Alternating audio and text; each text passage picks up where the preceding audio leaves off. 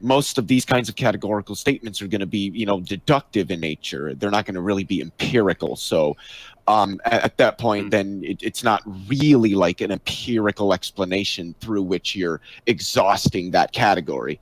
And I don't think that in logic we can exhaust naturalism as a category, or natural things as a category with respect to explanations. I would personally argue that it seems to be the only category with which we even have any meaningful explanations at all. Well, where do you draw the line? Argument? I mean, was he really just doing? I mean, Jay Dyer is probably the most famous argue, but it's just a different form of the transcendental argument, and he may not be steeped in classical philosophy to know the origins or history of the arguments. But I mean, it seemed, is that how you interpreted that argument? Is just a form of the transcendental argument? Wait, what argument is a form of the transcendental argument? Ronnie's. That science, that his main argument, though, really the only one of them that they argued, was that if you use science, you have to use the rules of science, as opposed to God giving at least the possibility of there being rules beyond the rules that science allows for. I guess I don't know. I'd have to hear more of his position on that. This basic argument. Science can't answer all the questions. Argument. I think that in virtue of him being a deist, he's probably not running a transcendental argument that's usually utilized by Christians. But I mean, I can't rule out that may have been what he's trying to do. All these arguments really come from the ancient Greeks. Guys, quick time out. So Mark Reid's joined us. You can have the mic here in a second. For where he talks, though, Richie Torres, MMA fighter. Yes. Super chat, thank you so much. He says, how does the atheist even justify the preconditions of intelligibility to even debate? Well, that's a good question. And I think that all of the atheists who make it beyond, Meltdown with Darth Dawkins have to answer that question as well. It's always fascinating to when they get into the preconditions of intelligibility, the creature creator distinctions and all those fun things. It's always interesting to go down that rabbit hole. But everybody, let's let Mark share his thoughts on the debate. I saw him in side chat over there, so we know he was there.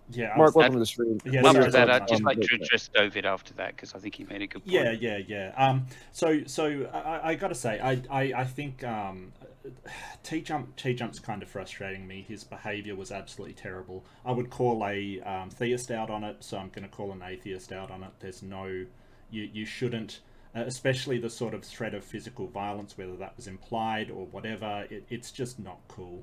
I think that if you are resorting to insults and ad hominems, you kind of have already lost the debate. You haven't presented arguments. You're basically falling back on yelling, screaming, and bad behaviour. However, I do think that Ronnie was, throwing out some ableist slurs as well. I wish I could tell him that I was disappointed, but if he watches this, just because T-Jump was doing it doesn't mean you should too. And I think that was terrible. I didn't like Ronnie's arguments. I think that sort of the special pleading is apparent.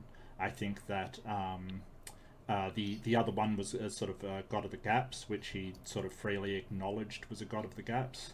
I think they are terrible arguments because you could name something else, anything else, special plead for it, say, magical unicorn, say it doesn't have to have a cause, put that in the special pleading role, you have the same outcome. Same with God of the Gaps, you could put just about anything in there and say, well, because we don't know, we prefer the explanation that we do know. The really weird thing that I was getting was that Ronnie was sort of, this isn't satisfactory and that isn't satisfactory, and that's fine for your beliefs, I get that, but it doesn't really address the truth of the matter.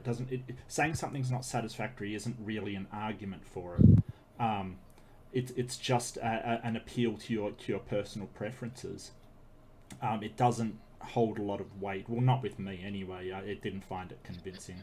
And sort of the weird idea that science must require an explanation.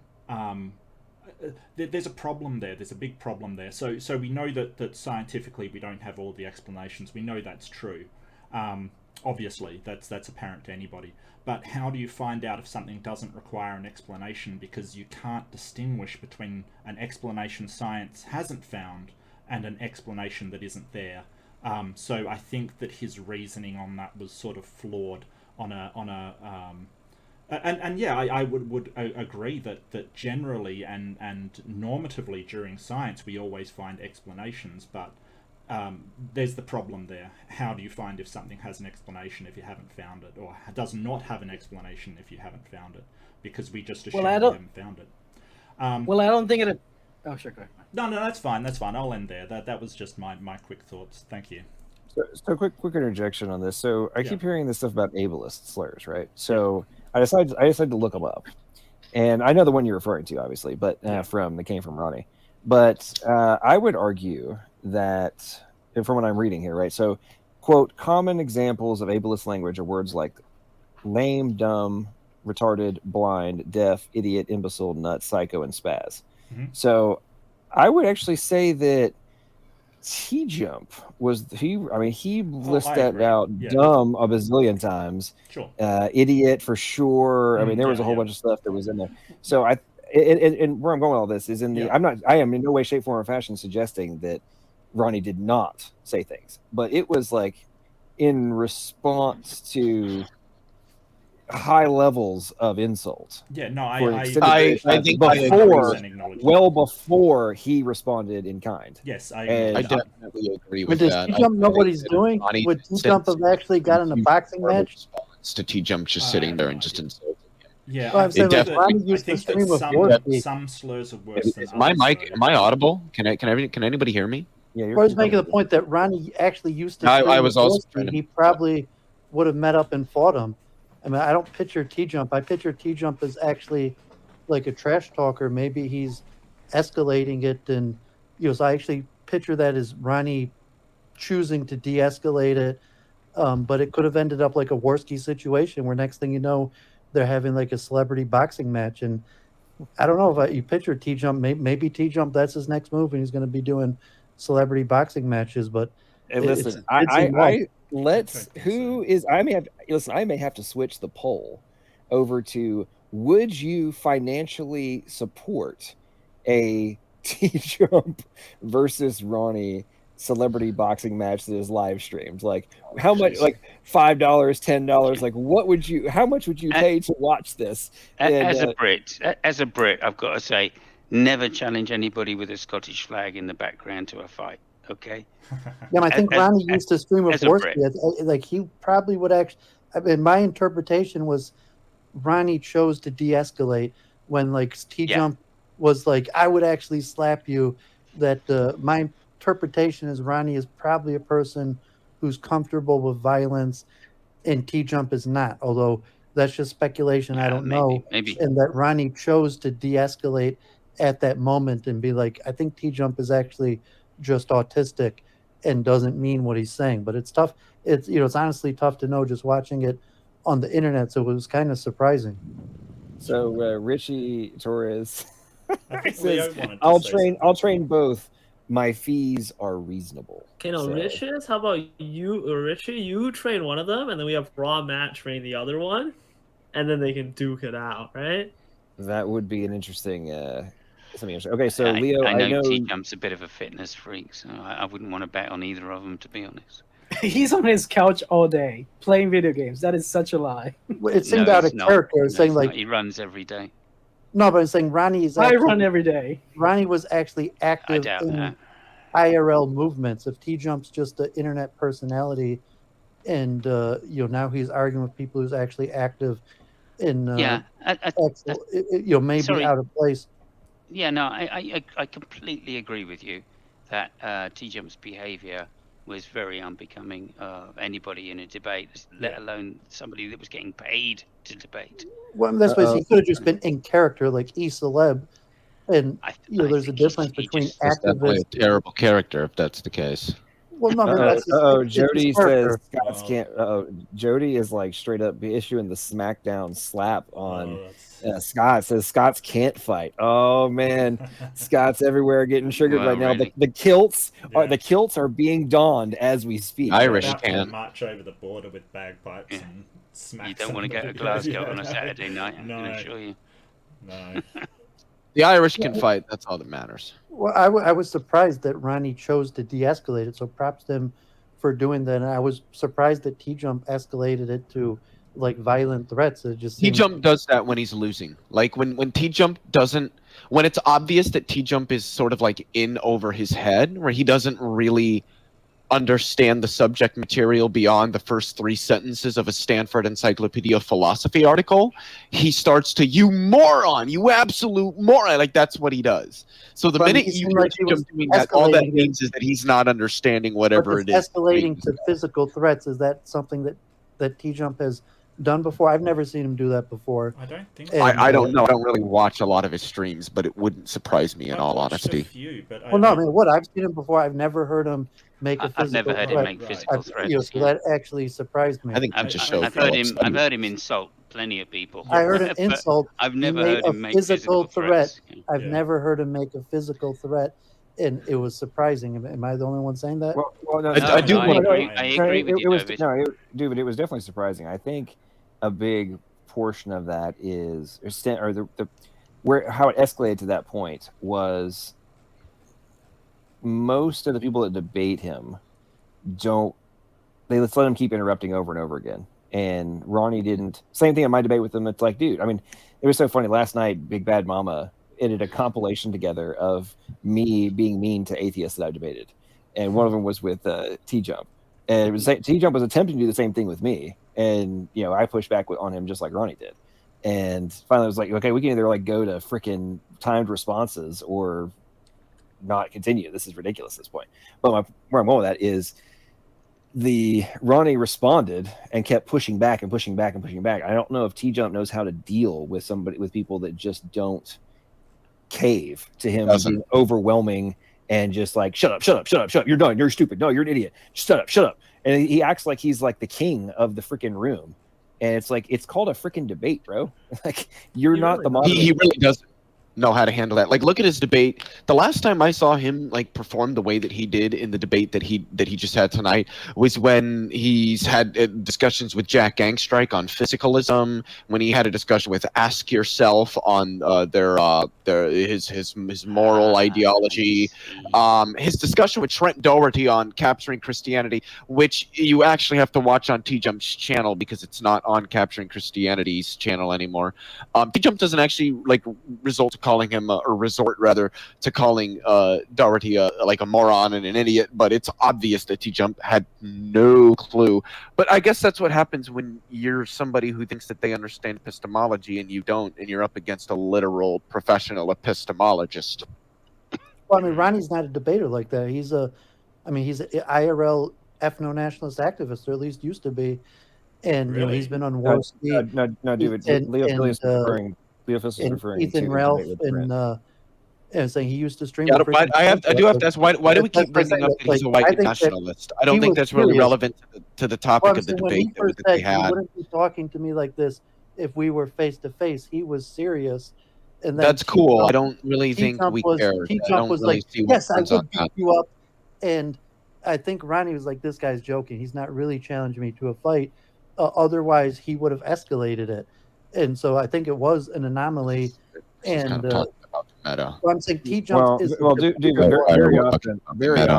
very often people who know that in the real world they would destroy somebody I'm talking about from a physical confrontation. Very often, they are the ones that de-escalate things because it's like, I'm not prepared. With my read then that Ronnie's the one who de-escalated it. No, I'm agreeing with you. I'm just saying in the kind of, from my opinion, my read on the situation was it's like the kid in the 6th grader going and talking trash to the football, the lineman on the high school team and being like, I'm gonna whoop your ass, dude. And the lineman's like, yeah, okay, buddy, sure.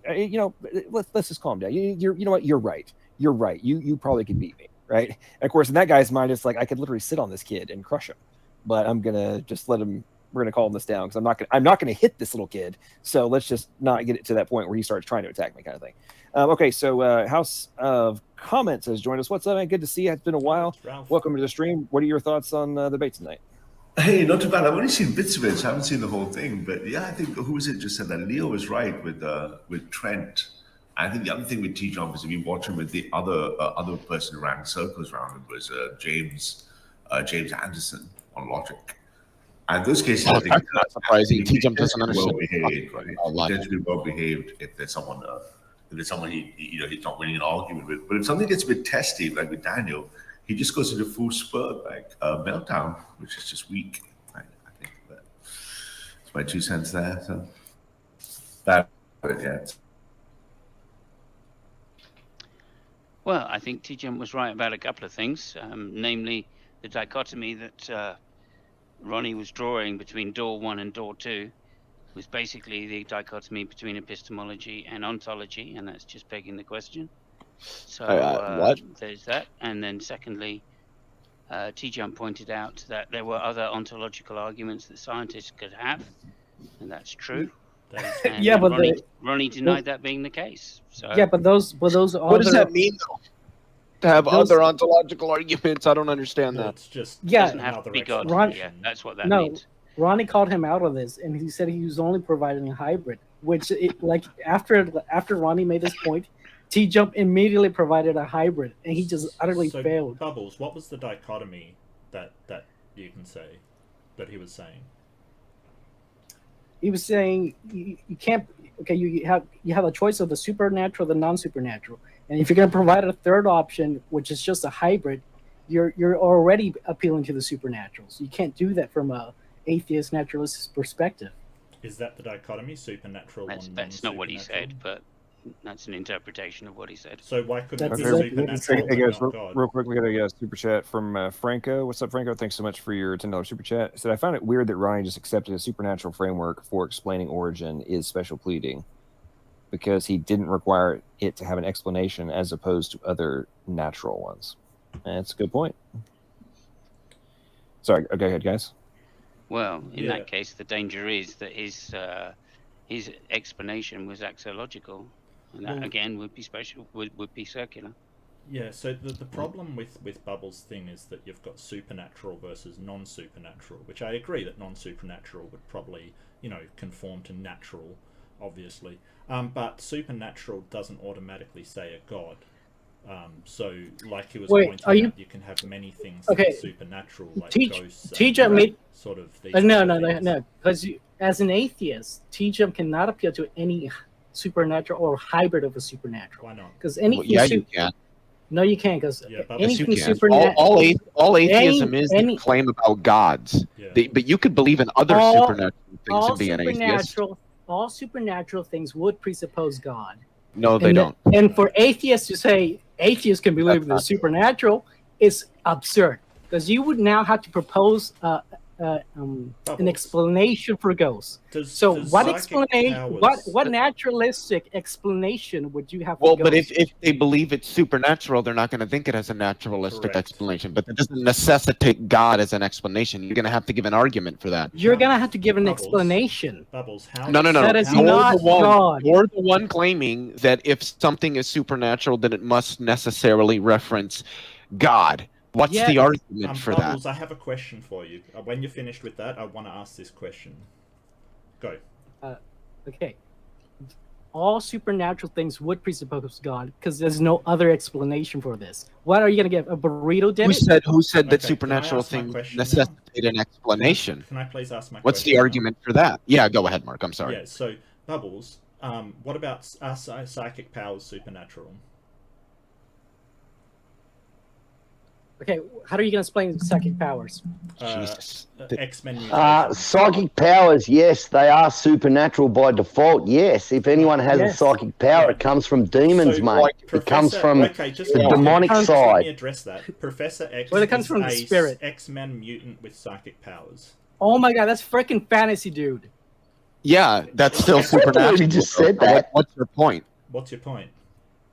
Bro, that's based on freaking fantasy. They might as well say a burrito did it. I have proposed an explanation for it. Okay, Like Bro, Harry Potter you're is talk- fantasy, but the Bro, you're stuff they talking do about is still comic- supernatural. That's still supernatural stuff Leo, they're Leo, doing. Leo, But they don't listen. ever talk about a god. Leo, But I think within listen. the context Leo, of Harry Potter, if you're gonna say a they're comic book basically is a perfect explanation, that's no different than saying the burrito I wrote in my comic book as the explanation is a perfect legit explanation. That's absurd nonsense. No, I have no idea what you're even talking about. Look, you made You the are statement- literally talking about you made- comic books, dude. Sorry, You're I'm literally trying- talking about I'm- comic excuse books me, as excuse an me, actual argument. Excuse me. Okay. Excuse me. Well, Okay, Harry no, Potter. well, I just Harry have an Potter's objection. not a comic book, so I don't know. That's what I mentioned, so I don't know what you're talking about So- there. But anyway, you're the one What? who made. You're the one. You're the one. You're the one Let who him made. explain himself. Just be quiet. Let this guy explain himself. It's funny as. You're the one who made the claim that the supernatural necessitates reference to God, and then you said, well, because what else is going to explain it? But that's just a textbook argument from ignorance. You're saying, well, because I can't think of anything else that would explain it, therefore it must be God. But that's you're just committing a what? fallacy here. So Can I ask him a question? So what, I'm Leo? sorry Does to the cut you off. I know you guys are having a Does thing the at the I haven't- moment. I haven't supernatural finished. Can I explain finish, the please? supernatural, Can I Leo? finish, Does- please? Can I finish, ask him please? a question? Just one question. I just want to ask one question, please.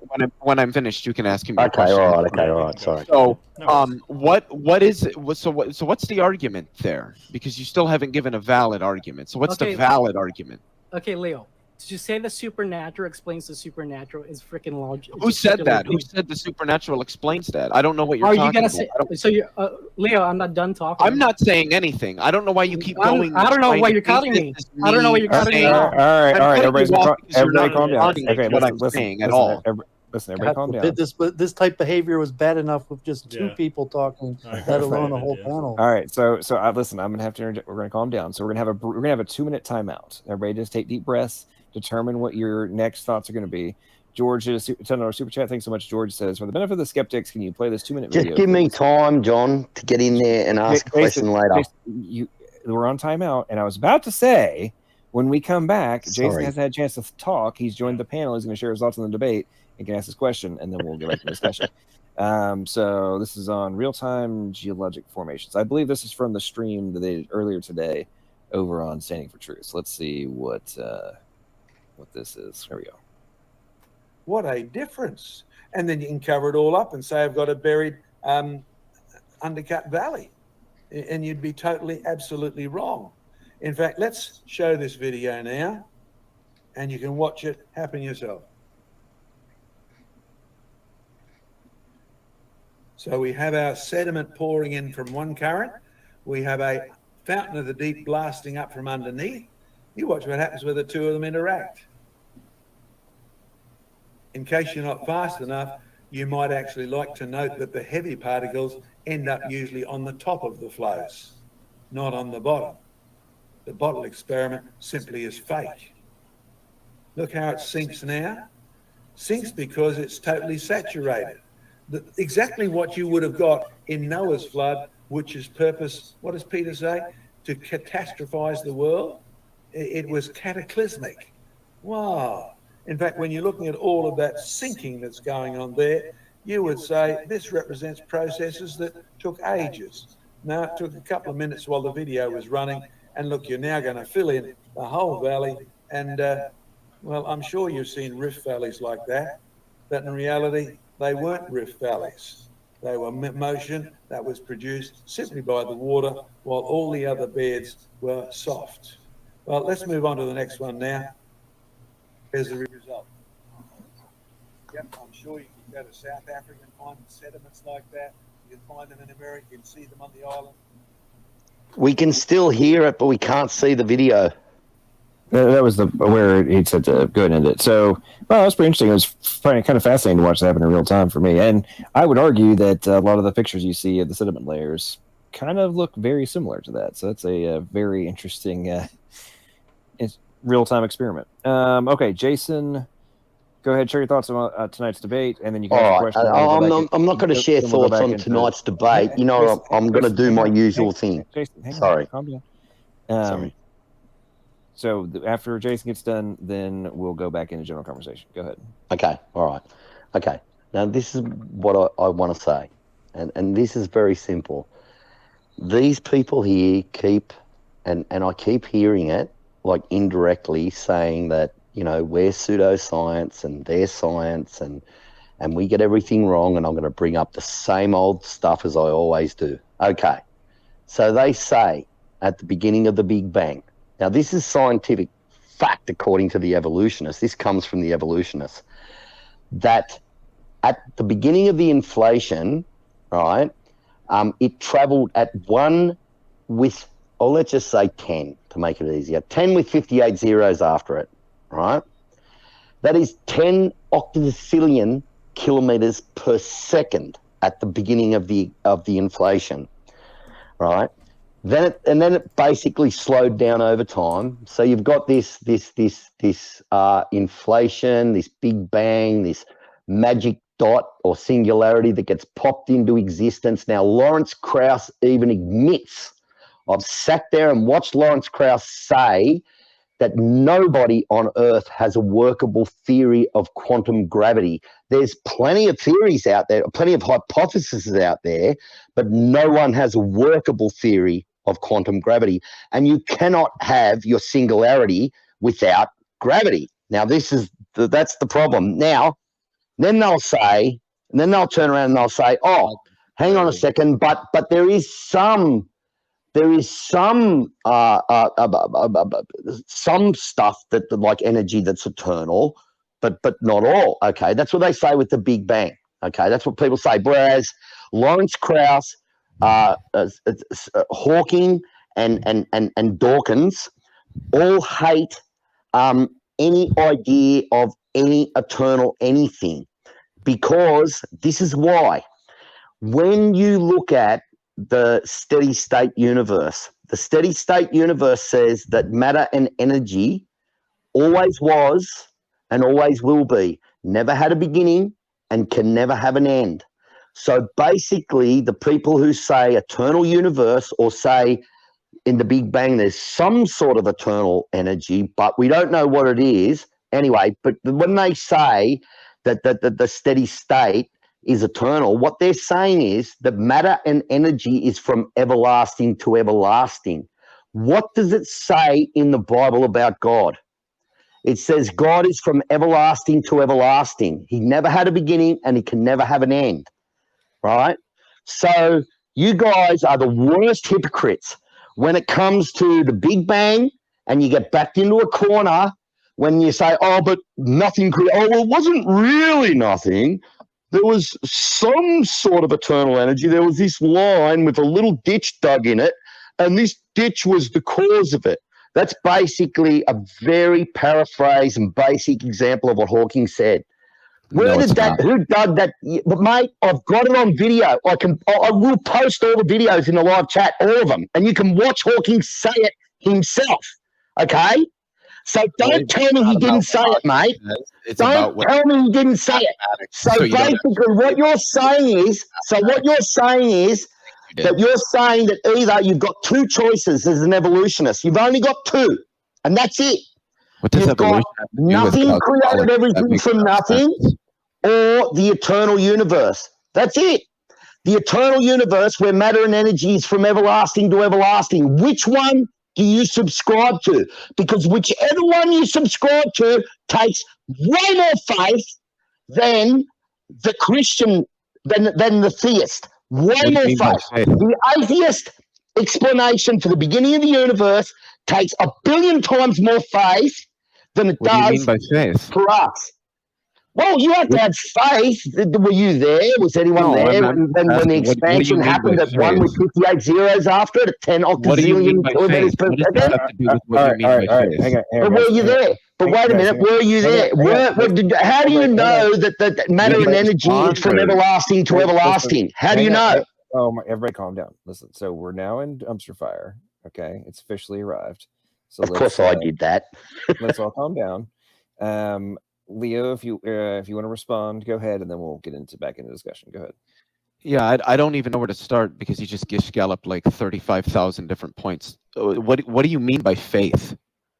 How are you using faith? You just asked me what I meant by faith.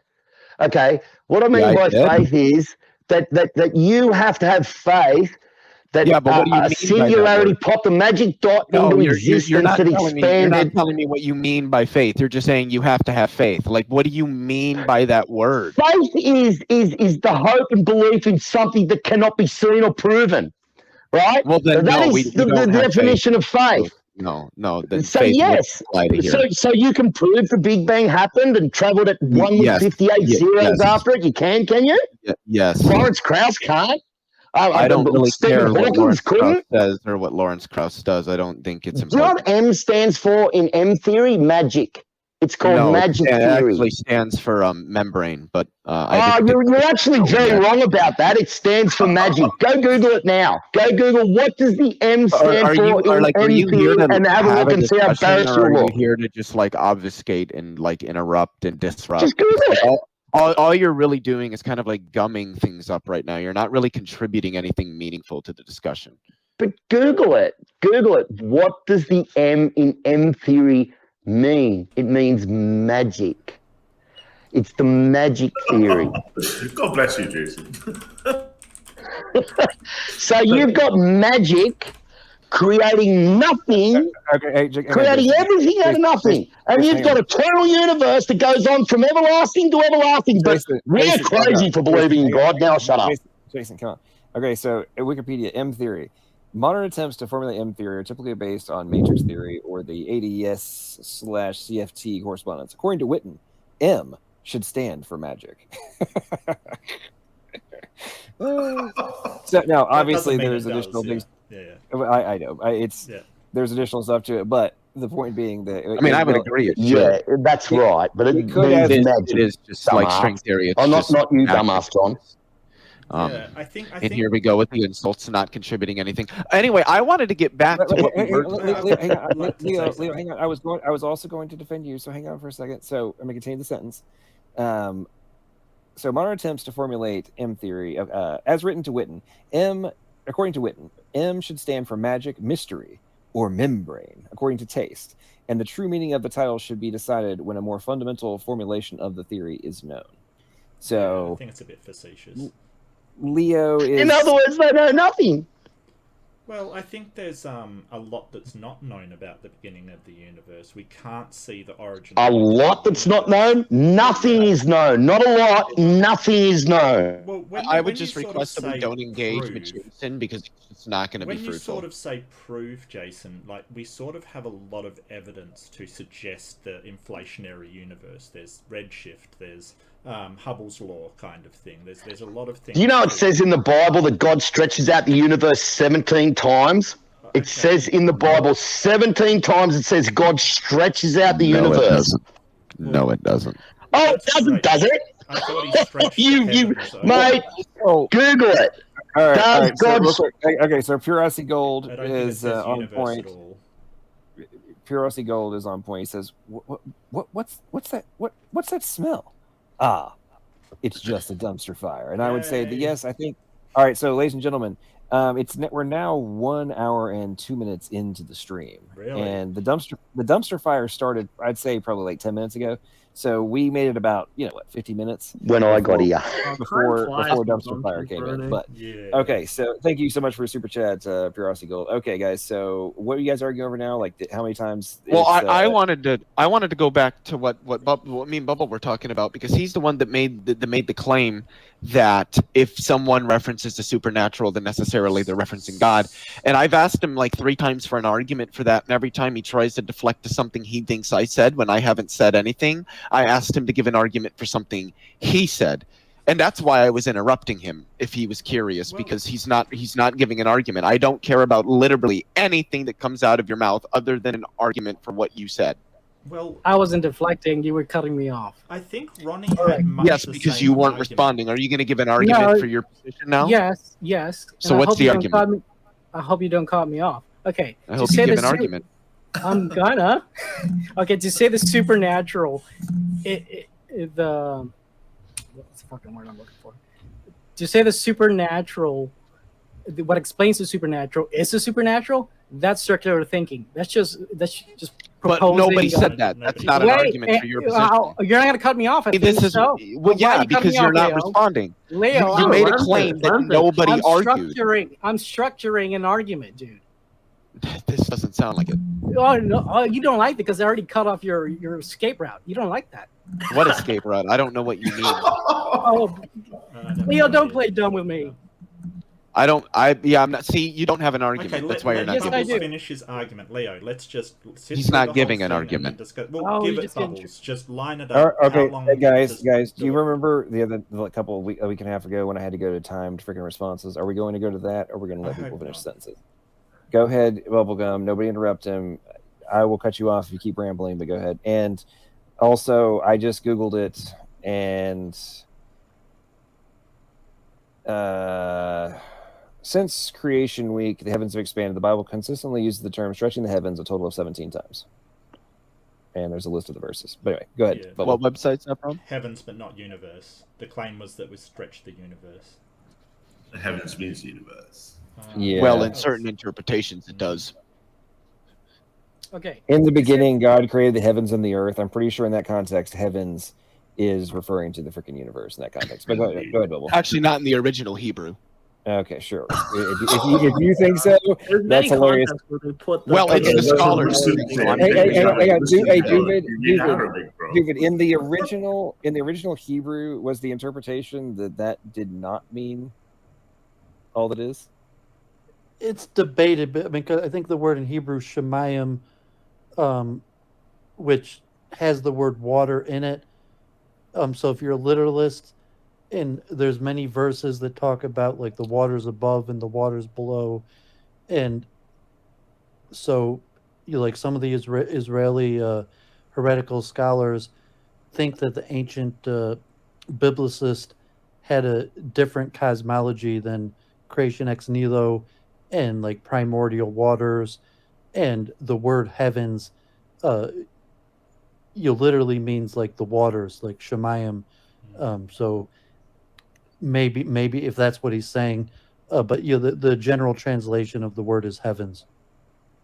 Okay, so you were saying that there may be outliers that say otherwise, but the general consensus What was meant by that in ancient time, if it meant that it was believed that there was like a primordial body of water, and so some scholars question what the original biblical cosmology and think that it was actually creation ex nihilo, is a Greek concept that was reinterpreted into the Hebrew scripture, and so there's different schools of biblical interpretations. But to call the word heavens firmament is probably a more closer translation, and so you have to get into deep cosmology of what's actually understood, or what does even heavens mean. That's fair. And if you're going to take a dualist approach, also where you mean heavens, that there's a material realm, you're like what's the nature of the dualist system of the material and spiritual realm? Are they interconnected? What came first, and the nature of God? So you have to move into deep theology to understand these verses. Interesting. Right, but you can say that for like Genesis 1. That's a very fair, very honest, and very nuanced answer. Yeah, but in the later verses, it does talk about what is in the heavens. And at that point, you have to accept that it's sort of this, like, at least like this space that you can put things in. Oh, you can put things. Sure, that doesn't mean they're talking about like space. Okay, so we're gonna get back to Bubble, and before he does that, I'm gonna read a super chat for another $10 super chat from Alicia. Thank you so much. That's not much. There's not much point in arguing for God when you've already quote unquote quote pinned down end quote the qualifications for providing scientific quote unquote proof. It's a parlor game. That's. I mean, there is a little bit of that going around. That is for sure. Okay, Bubble, it is your turn. Go ahead. Nobody interrupt him. Let's get this over with. You still remember what you're talking about? I'm like, can I be given a little bit extra time? Because oh my god, I'm so freaking pissed by these atheists who claim you can be atheist and believe in the supernatural. Well, okay, here's the argument. Started with supernatural explains the supernatural. No, but I see a bunch of atheists claiming you can be atheist and believe the supernatural, which is the stupidest comment ever. Okay, all right, here, let me go give the argument, please. I mean, this isn't. All right, yes, yeah, please. Here, I'll give it. Okay, to say the explanation for the supernatural is the supernatural, that's just circular thinking. That's just saying it's a brute fact. Okay, and so so when we evoke a supernatural event, because everything would need a cause. For example, we know an apple would presuppose a tree, an apple tree specifically.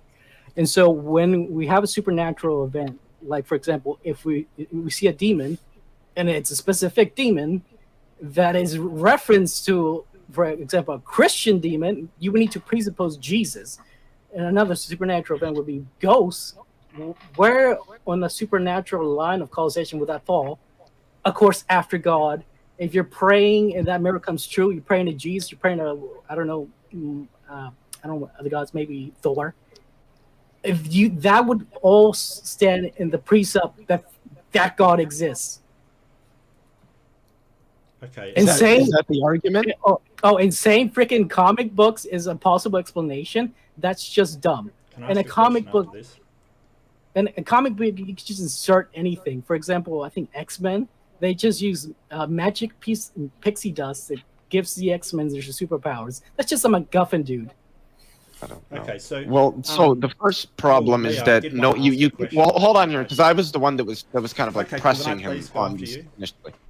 Yeah, absolutely. Because I'm gonna at least try to be brief. Sure. The first thing you said was, to say that the supernatural is explained by the supernatural, but there you go again, deflecting to you thinking somebody else said something when nobody did. Nobody made an argument that the supernatural is explained by the supernatural, so I don't know why you're starting there. You made the statement that you cannot refer to the supernatural without necessarily referring to God, so I want the argument, and it should be deductive since you had the word necessarily in there, unless you're using a different modality than logic.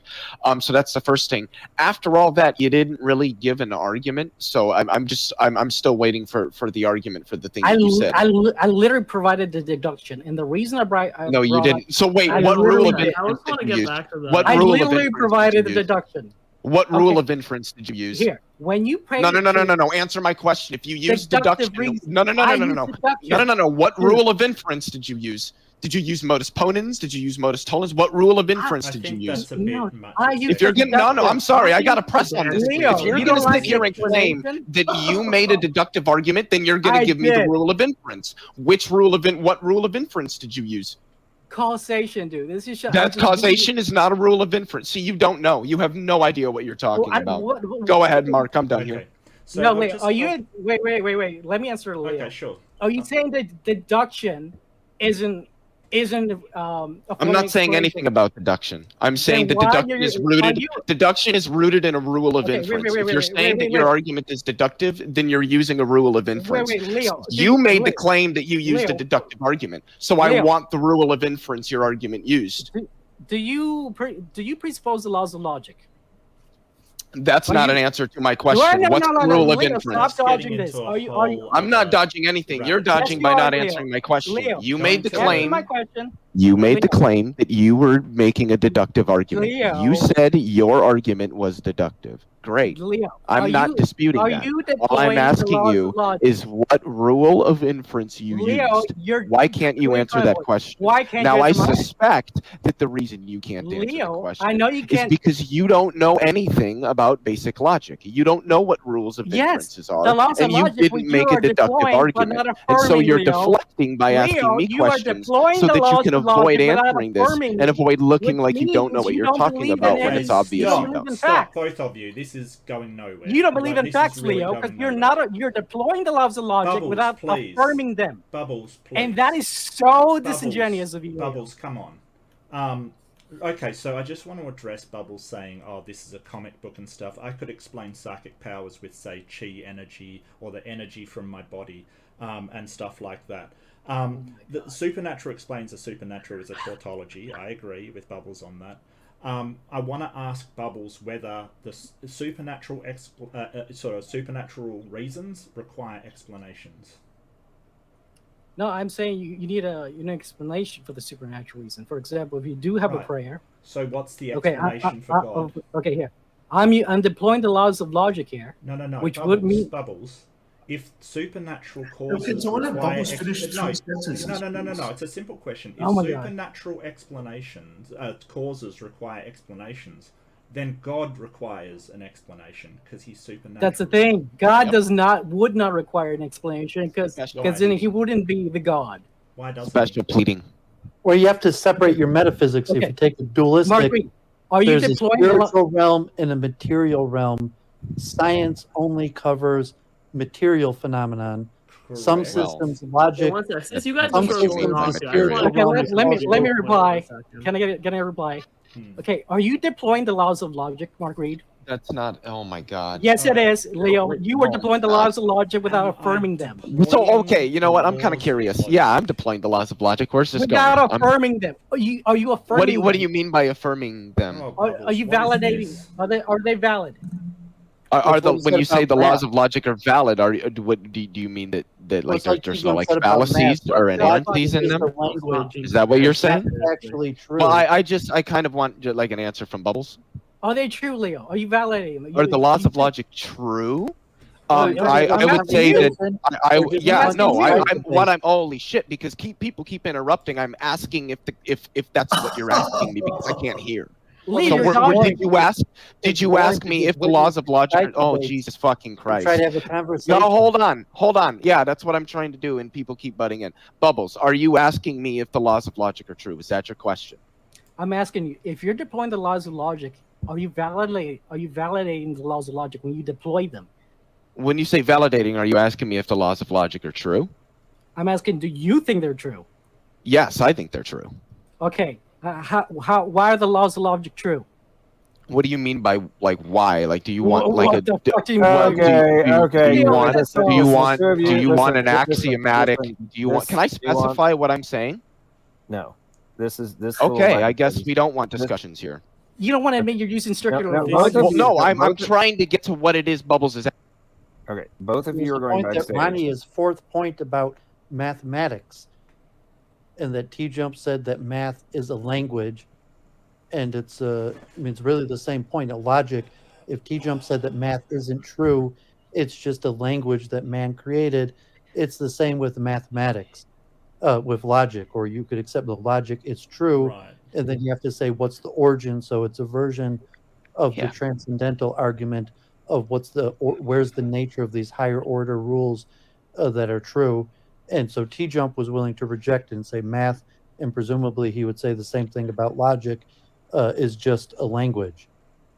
Correct. I'm not yes. sure I would All agree right, no, one with sec. that. Let's just get No, back to the that previous is correct. point That's about, T-Jump's what the heavens position. are. Yeah, I don't think I Okay. would agree with that. I think that numbers are definitely abstractions, but I think maths is more like a sort of pseudo-concrete kind of thing. It does have more weight than just a language. I mean, correct me if I'm wrong. All right, but- no. That's you. It's not T-Jump's your position. opinion. I just said that Sure. that was mentioned in the debate, Yeah. and that was T-Jump's. No, you're T-Jump correct. Yeah. mentioned that was one of Ronnie's arguments, which is the Platonic argument of forms. All of these are classical Greek arguments. Almost none of this is new. Agreed.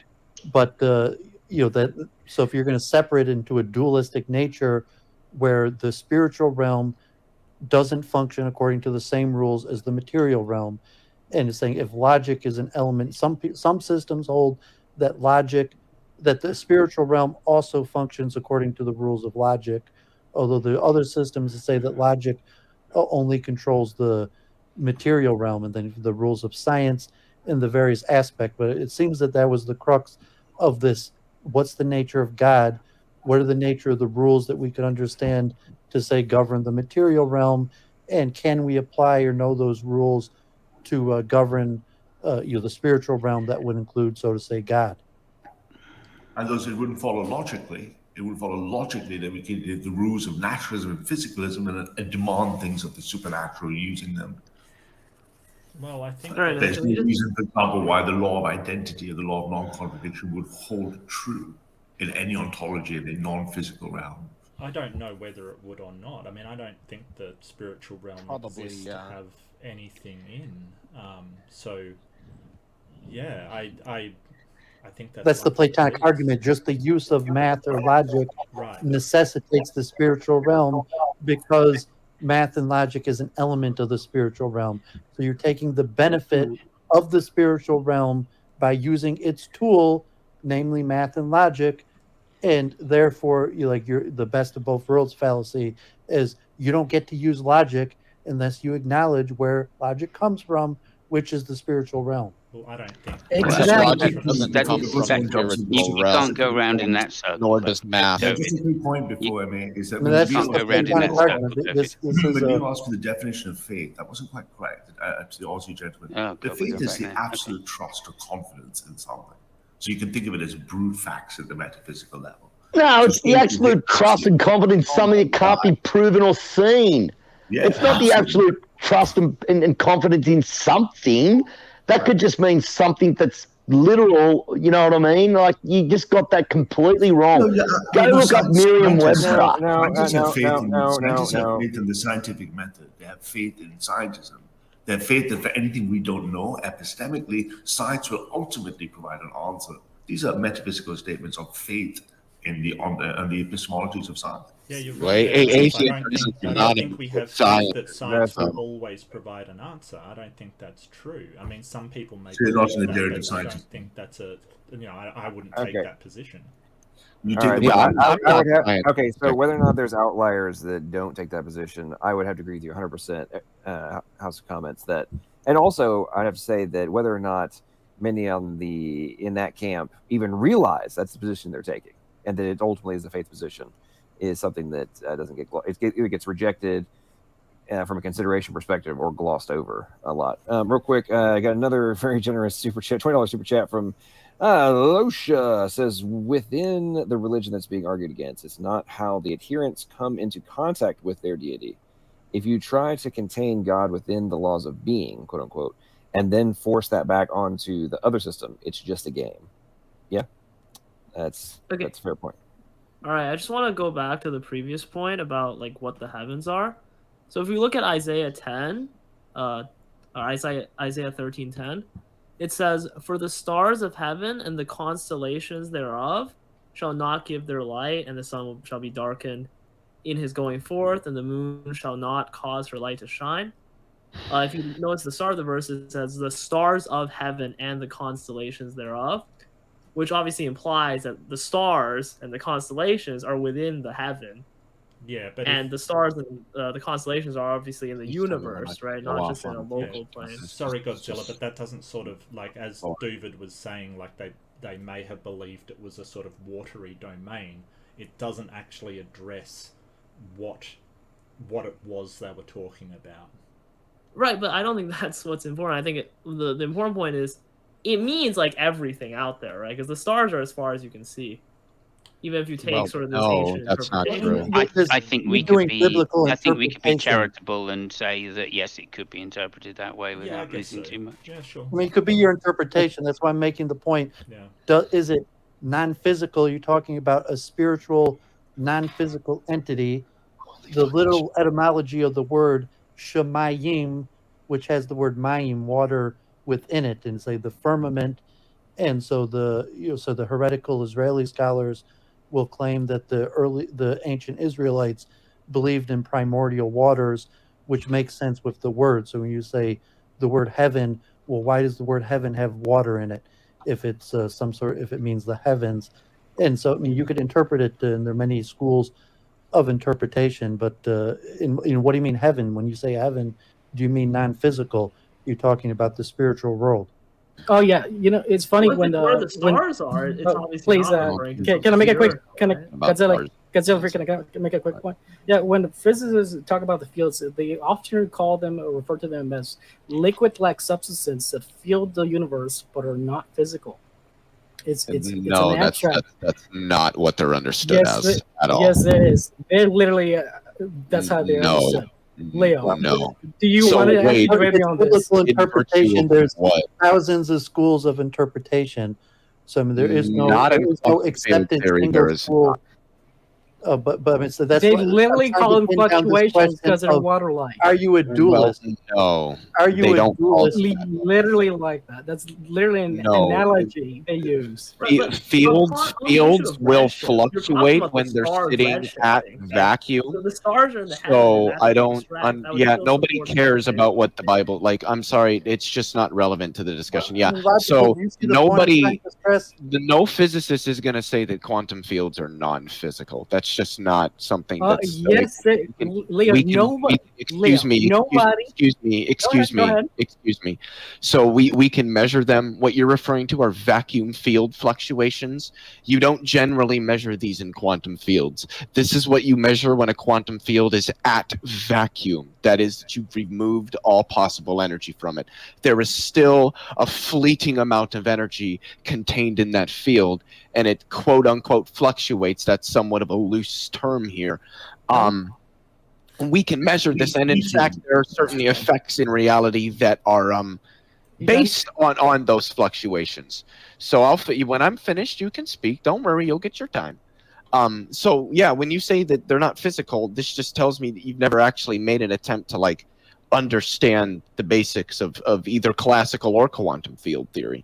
Okay, Leo, literally nobody in the physics community has said that the fields are physical. Literally nobody. You're pulling that shit out of your ass. Except the textbooks that I've read. The textbooks that No, what they say in the text. Okay, here's what it says in the textbook. They are what was the word? Yeah, which textbook are you citing from? What's the author and what's the title? No, I'm gonna give you the definition. Can you give me the name of the publisher, please? No, I'm gonna give you the definition of fields. The definition of field doesn't have anything to do with quantum field. Wait, you think that the general Merriam-Webster's definition of field is what it means in quantum field theory? No, it's the same definition T-Jump gave me. Okay, well, I don't care about T-Jump's definition. Quick time out. Find your sources. Malosha has another $10 super chat. It says, in our own personal experience, we are named and known before we know ourselves. Buber and Rosenstock Hussey. I guess that's recording. It's actually kind of interesting you bring that up, because yesterday I was actually reading some stuff about the stages of self-awareness and how it affects the psychology of us as children. Physical parameters. We do this all the time. That makes them physical. The same way that we can define like your washing machine with physical parameters. Dude, this has nothing. What I'm saying is an observation about just human. Our development in general, okay? So this has nothing to do with your little freaking argument with Bubbles, okay? I know that I was. Dude, shut the hell up, dude! I wasn't responding to you. I was responding to this super chat, okay? And I was bringing up something. I was bringing up something, another piece of knowledge on a different topic, okay? So just shut the hell up when I'm responding to a super chat, okay? Well, I didn't know you were responding. Shut the hell up! I'm literally just told you to shut the hell up. Wow, I can't even apologize. Holy fuck.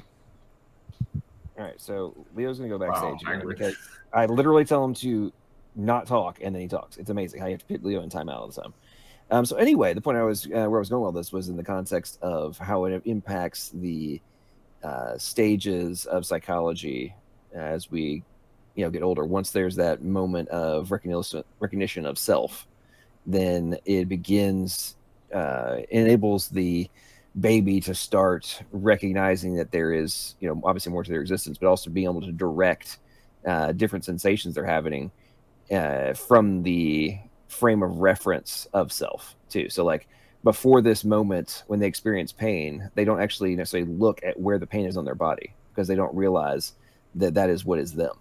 But after they have that recognition of self, then they poke themselves or whatever, then they immediately begin to, their eyes literally go to that spot on themselves. It's pretty fascinating stuff. Yeah, I reckon it's fascinating. And when they're first born, they kind of seem to think themselves part of the mother. Like they still think they're a part of their mother's body. It's really interesting. Yes, absolutely. And it's kind of fascinating as well in relation to like what's known. This is always probably find interesting in relation to the abortion argument, but it's well studied and documented that that point you're making directly correlates with the mother's voice that has been derived from the womb. And this extrapolates out into nursing and different things where like you could have somebody else on the opposite side talking, and the child will like move to the opposite side to be away from the other voice that's talking, because it feels like it's invading its space. It's pretty interesting stuff. Anyway, okay, so let's get back to it. Jason's back. Leo is back. Now we're all calm down here. Let's get back to it. Can I offer an apology to you really quickly? A quick little point here is that if you look at physics and the history of physics and this boundary speaking of with the relationship between the physical and the metaphysical, At every point in time, physics has generated ontologies that have been subsumed by the next wave of physical advances in physics.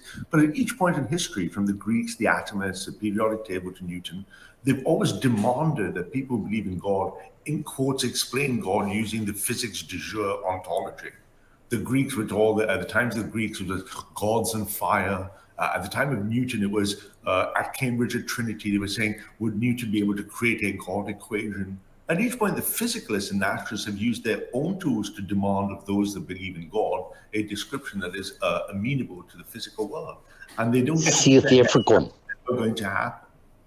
Well, the problem there, Ralph, is that the problem there is that you don't, like, we're sort of into methodologies and sort of, yeah, they require a scientific methodology. But the problem is that faith-based methodologies don't seem to work in the same way that scientific ones do. I wouldn't demand a scientific methodology for presenting evidence for a God, but you'd have to in some way demonstrate that your methodology is reliable for obtaining evidence. I don't think that the way it was done. If I ask most Christians, correct me if I'm wrong, the Christians are balanced. And I said, if we look at what a basic epistemology would be for faith, we'd start by divine inspection and revelation. Well, yeah. We would say that physics is only a way of looking at something that is revealed to us, yes, and the revelation is what we're using to peel back the veil. The problem with that, Ralph, is if you rely on one special revelation, you have to acknowledge all special revelations that people do, including for other gods and other supernatural phenomena. You can't open the door and use special pleading to say, well, I'm going to use my special revelation, but that guy over in Islam or Scientology or some other religion can't use theirs. Well, we can actually, and do it if anyone would speak about this. Why can't we hold multiple conflicting, contrarian truth positions? Why is I think we're missing the point here. Because you said because that's under. But what do you mean by reliable? Well, reliable. Yeah, let me give you some example. Physics has never been reliable. You did ask a question, Ralph. I'll answer it. What I mean physics is actually quite reliable, has been throughout its entire history. So it's robust, rigorous, repeatable. So robust means that you basically multiple. Well, I mean, I don't know. Well, if nobody knows what it means that multiple people can do the same thing and get the same answer. Rigorous means that you take into account all possibilities. Unfortunately, when you sort of say, well, I've got a special revelation and somebody else is saying they've got a special revelation, that let me finish. That methodology gets you to two completely separate and contradictory answers, so it is not reliable. Okay, well, let me just quickly stress in that let someone else take over, but let me take a simple example from physics. So if I had differential calculus algebra, I couldn't really work out proper trajectories for formulas for final velocity in the Newtonian age. I knew if I dropped an object on the floor, I roughly had something that's the square root of twice the gravitational constant divided by height. Sure. And at that point, that method was reliable, it was robust, it was repeatable, it was testable. Sure. Multiple people could get the answers, but we all know it was completely wrong because it didn't have the Lorentz transformation. It's not completely wrong. Need it. The point I'm trying to make is a deeper point in philosophy. What I'm trying to say is there's no epistemic commitment to the truth-bearing value of it. No. Other than Ralph, I want to address what you said. It's always been incorrect. Wrong. It describes what happens in sort of conventional ballistics and things like that pretty accurately. Correct. Right, so but when you say pretty accurately, you mean wrong, right? No, it doesn't. It describes it perfectly accurately. Newtonian mechanics is deterministic. The fact that it doesn't account for relativistic effects is not relevant because we're not talking about things that need relativistic effects factored into them. So why would we do that? Yeah, it doesn't address relativistic. My point is it still has no truth bearing because you cannot make the claim without making a metaphysical position that without the Lorentz transformation, the velocity is actually true. You're trying. You could just say that's just false. You're trying to you can say it's pretty useful. It's very pragmatic. Science, it's not true, is it? Which deals with accuracy, not truth. Right, so you're trying to. Well, I would say science deals with that. Was my point. I'd probably take a different philosophical science view on that. It doesn't deal with truths like he's talking about. It's Thank you. Conflation. I mean, science doesn't deal with truth. Truth is a matter of. Well, I think it does. It's the point that saying that it doesn't really mean anything. Physical phenomenon. It was created to be mind independent at a time where the universal Well, I don't need to be belief lectured was on that what's mind was for. not a physical entity, that mind is a spiritual element. Galileo, who created the mind-independent science, like Philip Goff's Galileo's error.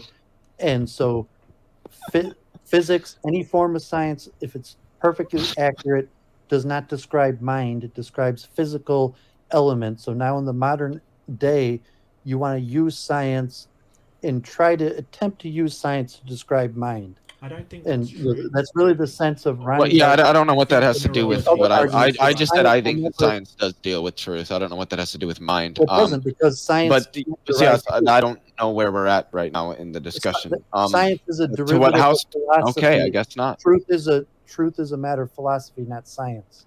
Well, I think that depends on what you mean. I think that physical depends on what laws. you mean by truth. Yeah, I Well, think there's a lot of conflation. truth is a on science what is a truth- philosophical word. It's not a scientific word. I think that depends on what you mean by truth. Well, that's truth is defined by philosophy, not science. Well, I think that depends on what you mean by truth. I think Well, exactly, because I'm saying that science doesn't So, define. Leo, what words do you mean by like that. truth? Science defines. But what I laws. think Hang on, truth Leo. is- Hang on, I Leo. hold to I hold to David, I'm sorry, I was hang on, asking a Leo. question. I'm going to Yeah, answer hang it. on, Leo. Truth is I hold to a mind-dependent. semantic theory of Science truth, is supposed to be where I think that truth is a mind-independent. property of sentences. Well done. What definition of truth do you use, David? Well, it's a matter of philosophy, and I say truth. To me, truth is dependent on there being a spiritual realm. That Okay. What does that mean? What are you saying when you say that truth is dependent on a spiritual realm? that there's a separate, non-physical realm that substantiates higher order rules. Yeah, in virtue of what does it do Have you this? heard of dualism? So truth is a higher order rule that holds true in all cases, and the origin of concepts, ideas in general, I would say by definition are non-physical, but minimally they're a product of mind. So maybe I as opposed to misspoke. science. Maybe I Science is misspoke. mind independent. I beg your Truth is pardon. mind dependent. Idealism. Maybe I misspoke, and what I meant is it doesn't deal with metaphysical truths. Would you agree with that, Leo? What is metaphysical truth? I don't know what metaphysical truth Or means. do you mean mind dependent or mind independent? So the laws of the physical world are mind independent. That's how Galileo laid it out. All physical laws measure physical phenomenon and are Great. independent. I knew of this mind. 10 years ago. Well, that's what seems to work. The scientific methodology is what seems to work. But what I didn't notice is Ralph sort of come up with another methodology that we can use the same way. He said... Well, I mean, I think logic is a pretty good system for getting at truth and understanding things. I would agree. Well, I would have to agree with Leo on that one. Okay, real quick. So, Alosha, another $10 super chat. Thank you so much. Says, no, Mark, the Greeks were just mediating archetypes, God. All religions do this. There's a subtle assertion here that isn't being countenanced. We just don't experience life in this way. Do you have a response to that, Mark? Well, I for a second there, I thought you were James. You were very, very similar. The Greeks were just mediating archetypes. Yeah, I don't know if that's true. I mean, they had their gods, sure, like multiples of them. All religions do this, yeah, but I mean, I don't believe in any gods, so why would I? Archetypes aren't God. Wait, I mean, he do has you believe God. in the supernatural? I think they just point. He's just pointing at a linguistic. Do you believe in the kind of supernatural, Mark? limitation. No, I don't. It's just a linguistic limitation, right? When we say truth, what do we mean by truth? That's a very tricky question. I don't think it's a limitation. Linguistic limitation, I said. Yeah, I don't think that's what truth is. Yeah, some people. I didn't do say that's what subscribe truth to was. sort of a personal. I said, never mind. I said language is limited in the way it describes In the way it describes what? anything. Well, I don't know if I would agree with that. Yeah, certainly metaphysically. I definitely don't agree with that. You disagree with T-Jump's opinion that math and logic are. I just disagree. language. No. You think that I think both mathematics are and logic truth, are convenient. not I just can tell you language. what I mean. I can tell you what I mean, or what I think. I think both I take the view that probably most philosophers and mathematicians would take, and logicians, that mathematics and logic are convented systems developed by humans. as a means of axiomatizing basic immediate experiences of reality into a formal system that can be used to further analyze reality, and can be used to further analyze itself, through which we can discover fundamental truths contained within a system that was fundamentally invented by humans. So it isn't that math was invented, and it's not that math was discovered, it's that both of them play a role. The system as a whole was ultimately invented by humans, but humans were capable of discovering certain things about the system based on the axioms they set at the foundation of it. Leo, my That's the question point that science requires a philosophical framework to operate in. So in order to Well, an science, epistemological you need to framework, create sure, a yeah. philosophical framework for it to operate in, and you can't I understand really this. What's your point? questions about the material spiritual realm and the origins of higher order rules, whether they exist. What or do you how mean by they- higher order rules? Like, Just are you because the using rule like that holds wait, true- hold on? Are you using rules on like a Wittgensteinian sense? Like what? Well, in any sense that you take that there, if you want to use the word truth, that there is such a concept as truth, or to call a higher order rule that holds true in all cases. Well, I take to a Tarskian view of truth. I think truth is a semantic property of our languages. It's not some like objective feature of reality. I have a question for you, Leo. When the noise I may not have picked up correctly, did you say your idea holds to the semantic theory of truth, in which truth is property of sentences? Yeah, I just said that. I hold to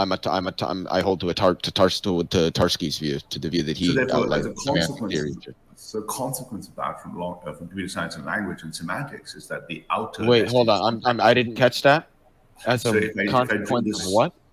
If I drew the semantic stack of language in computer science, right? So in computer science, we have formal models of all languages, natural languages, and non-natural languages. Right?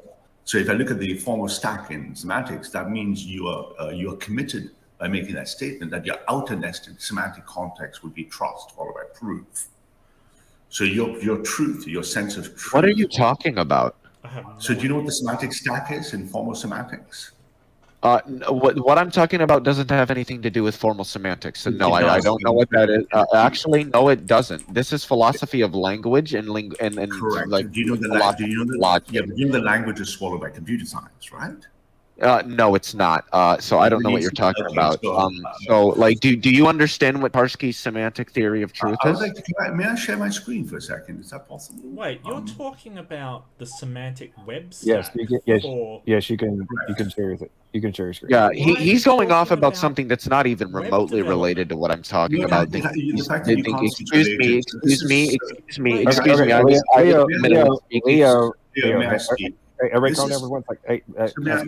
May I compete? So what we did is. Well, I don't get to finish what I was saying. Okay, hang on, both of you be quiet for 1 second. Everybody calm down. Okay, so House of Comments, you're going to be able to make your case, and Leo can respond before we do that. Franco says $2 super chat, based Leo, and then another $10 super chat says truth is a person, Jesus Christ. Absent that, at best, we're thrown back into subjective Platonic disconnect. This is how Christianity flipped the table on paganism. That's from Cochrane. So thank you so much for that. It's a very, very good point. Okay, so the floor is now Unicode. That philosophical concept of Unicode, right? The floor is now going to House of Comments, and then Leo can respond. Go ahead. So I'll make it very quick. So if you look at how if you had to write a computer program that had to ingest every journal in physics, biology, chemistry, what would it have? What is the semantic stack of language in a formal computing machine? At the base layer, we're going to have a bunch of symbols. I'm trying to get a pretty picture here. We have a bunch of symbols, A, B, C, D, E. Then I'm going to have rules of syntax that put them together that says this word is a correct word, it's not spelled wrongly. Then I'm going to attach semantics to the layer of those words that give them descriptive meanings. If I go all the way up to a formal computing Turing machine, my outer rules are the only ways in which I could generate logical frameworks. Leo alluded to the 18 rules or 9 pairs of rules of inferential logic, in which I form mathematical proofs, of which the outer context is trust. So when you make the claim that I'm an adherent to the semantic, this is the formal semantic stack in science, or computer science of all languages, otherwise language translation won't work. Your outer commitment, therefore, is to a concept of trust, is my point. Actually, the outer limit is user interface and applications. You actually cut it off. Trust. Can we not get bogged down in a week, because this doesn't have anything to do. No, it doesn't have anything to do with it. Yeah, he mentioned absolutely nothing that it's even remotely related to Tarski's semantic. That's what I want. I want House of Commons to tell me what Tarski's semantic theory of truth is. Why does it matter? Because he asked me about That's it. your belief system. You subscribe to that. I hold to that, and he asked me about it, and then he went off on this. Now you want to play I'm Trivial just- Pursuit? No. Would Would you like me to explain why I'm asking him that question? Because I'm trying to understand if he understands the things I'm saying before going off on whatever tangent it is he's going. I understand that in philosophy and whatever we're talking about the origin of truth, higher order rules, and you're saying no. I haven't heard it to Tarski, at least from I know. Maybe I have. I don't know if anyone else. I have. Alfred Tarski? Yes. Okay. So House of Comments to say he has heard of it. So everybody shut the hell up and let him respond, and then we'll get back to this. Go ahead, House of Comments. Yeah. So the brief things like Tarski's theories of truth and all semantic theories of truth in linguistics, for example, were all rendered moot by formal computer science. So if you look at things like Tarski's theory of truth, there are multiple ones that say, if a certain proposition is true, if it only has a formal requirement requiring the language, all of this was analytical philosophy. Philosophy written in English words that I couldn't create a semantic tuple stack which I could automatically process. So when you say, is the semantic theory of truth according to Tarski meaningful to computer scientists, it's gibberish. But I cannot take Tarski's theories of truth and write automated reasoning algorithms based on it. Yeah, that's not what the semantic theory of truth is. What you're talking about is how the hierarchy of languages applies to web development. Notice that the trust interface is provided by the cryptography, right? You're talking about data interchange and sort of Unicodes and things like that. You're not talking about. He's not talking philosophy of language. He's just no, I'm really not, Mark. That's not true, Mark. Yeah, well, that's what I'm talking about. So every time you shift from that framework, you're just a model for the avoiding the origin of question. truth and higher order rules. Because that's the point. The point we're talking about here is God, and to some extent, God is these higher order rules. And so, what's the origin of these higher order rules? What do you mean by rules? Holy shit! That's why we're having this conversation. What do we mean by truth? Well, that's not the conversation I'm having. If I want to say that God means, well, no, I'm trying to get at whether you can understand what the semantic theory of truth is, because thus far you do not seem. Well, see, the thing is, you see, this is the problem. He hears the word semantic. Excuse me, I'm still speaking. He hears the word semantic in semantic theory of truth, and then thinks this deals with formal semantics as sort of a specifically linguistically scientific concept. No. Tarski's semantic theory of truth is philosophy of language. You're not even excuse me, I haven't finished. You're not even in the framework of the discussion right now. You have not outlined what the semantic theory excuse me, I haven't finished yet. You haven't outlined what Tarski's semantic theory of truth is. I don't think that you understand philosophy of language. And your characterizations don't interest me. It seems to me that you're just floundering here. So you claim to understand it. What is a T scheme? Can you tell me what a T scheme is? Okay, 1 second. Just calm down. So Mark, to go back to Mark's point. No, actually, that's not true, Mark. It's not about just web development. Dodge the question. It's not about web development at all. It's actually about the formal representation of language, Mark. No. In computer science. The problem is you do computer science. Mark, may I finish? Notice how he wants to talk about this, but not about what he asked me about. Mark, you wanted not to be interrupted, and you just started interrupting. I'm not interested in having a discussion about web development.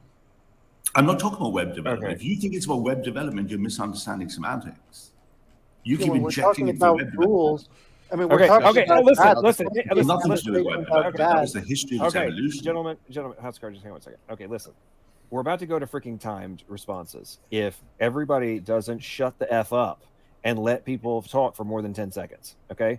So, Mark, Duvid, Leo, the next one of you opens your freaking mouth until House of Comments says he yields. Or your turn, or whatever words he wants to use to end his, he's completed his thought. You're going backstage for a timeout. Okay? So everybody just shut the hell up and let's actually make some progress on this discussion. Go ahead, House of Comments. Thank you. I'll try to be brief. No, directly to Mark. Mark, you misunderstand that the semantic web stack has anything to do with web development. That was the origins of the industry that brought it about in terms of its funding. I know this because I was there when it was happening. So no, not at all. What it does do is it creates the formal mathematical or theoretical computer science description of all language as a stack of symbols to syntax to semantics, in which I can do things like, and let me give you an example. At Stanford, we ingested 1.8 million PubMed articles. We then proceed using semantic technologies to ingest them all, automatically generate the ontologies, find mistakes in the ontologies, find mistakes in the semantics using formal automated reasoning. There was no sentence, be it in the Journal of Physics or the Journal of Biology or a literature journal, which is not amenable to such processing. It's nothing to do with web development. Web development would just be a user interface layer. But what we do know from this, and this is formal theoretical computer science, that if I have a graph or a constructed layered graph of semantic tuples, it is the only formal definition of what meaning is. And from that, I can do things like generate proofs of the laws of arithmetic, generate logical proofs, run through all Leo's favorite 18 sequential differential rules, and you'll find right at the outer context is a thing called trust. So therefore, anyone who commits to a semantic theory or truth based on semantics, and a last little quick point, if I may, the analytical philosophy camp that seems to be very favored by the atheists are basically a qualitative gibberish to computer science. When you make statements, I'm going to be able to take those statements, ingest them, and put them formally into a scientific framework to see if they're just gobbledygook. So I reject analytical philosophy that doesn't have a meaning in computer science. Thank you for my time. All right, appreciate it. Okay, Mark, do you want to respond? Yeah. So this is basically somebody, I mean, all he's got is a hammer, so all he sees is nails. He's been trained in computer science, so he's basically saying all philosophy is gibberish, doesn't make any sense. It's only the web development tool that I'm using for my computers that makes any sense whatsoever. It's just a ridiculous argument. There's nothing that says this should be used instead of formal logic. I'm sure that Stanford, philosophy isn't using web development, semantic web topography to do philosophical argumentation. This is just one person who's trained in one thing, and that's all he sees, and that's it. I yield. Do you want to respond to the House comments? It's all about person whether I'm trained or no one else is trained. The entire research program was run by Tim Berners-Lee and his team at Stanford. It's currently used in the United States Department of Defense. It's used for real-time surgery for soldiers in the fields. Obviously, if it's a piece of science and it works as a piece of technology, it therefore can't just be what my opinion is. And again, I keep correcting you, and hopefully you learn more. It has nothing to do with web development. Web development is what originated it for its reason, for its initial use cases. And when I say philosophy, no, I don't reject philosophy. I'm just very careful to say which parts of philosophy are mumbo-jumbo, which parts of philosophy line up to my science. And when you reject computer science, that's the same as rejecting maths or rejecting physics, given that Alan Turing has converted every laws of mathematics, every rule in mathematics is a Turing machine in science. So when you say all I have is computer science, that's like saying all I have is physics and maths, right? Well, I don't doubt that it's useful, and you said it has a number of uses. I'm not arguing that, so I don't know why you brought that up.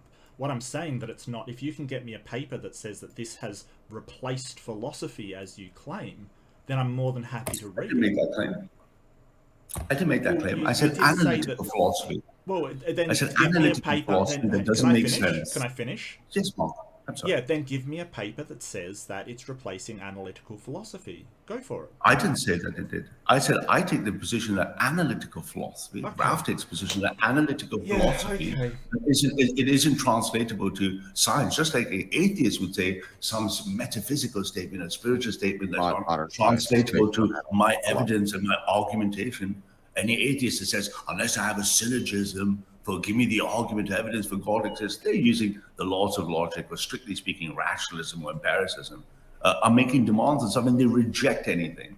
The same way I reject any analytical philosophy, which I cannot see the model of. Okay, so, I just want to address that real quick, and I'll just say one last thing. So I think the word that you used was it was replacing philosophy. Now, you can believe that, that's fine, but you're making a knowledge claim and a definitive claim here, and now you're walking it back. So give me the paper saying this is replacing any philosophy, and you can send that over to me in your own time. If you can't send that over, then I don't see any reason to believe you.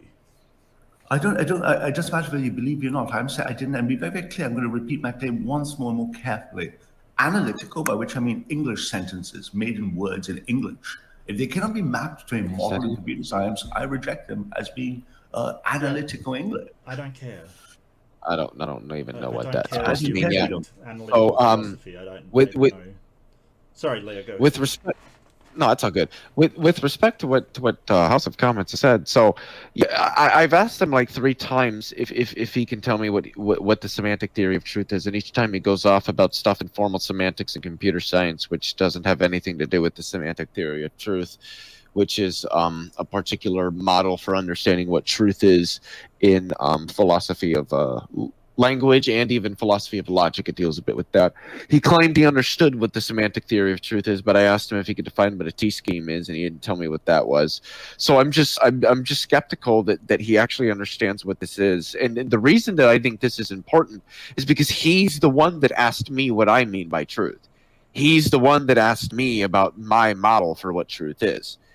And when I've outlined it, it seems that he doesn't understand what it is, and it also seems that he doesn't want to understand what it is. And I predict that going forward, he will continue to be obstinate with respect to understanding how I understand truth.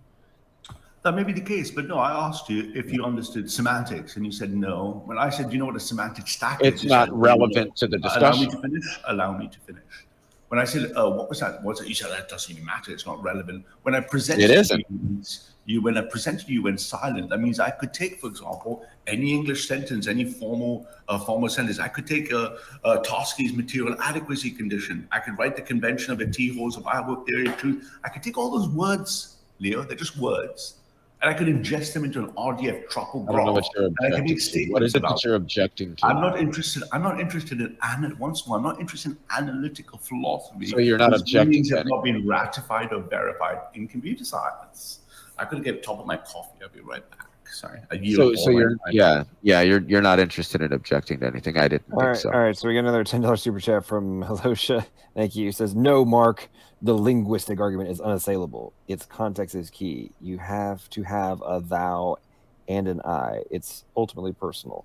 I'm going to go get a citation from Matt about linguistics, and I'm going to post it in the live chat. Keep an eye out. If I drop out, then put me back in. All right. So, Mark, do you have a response to the super chat? I'm not sure which linguistic argument he's referring to. Does anyone know what he's referring to? Is that the universe thing we're talking about, or you have to have a thou and an I?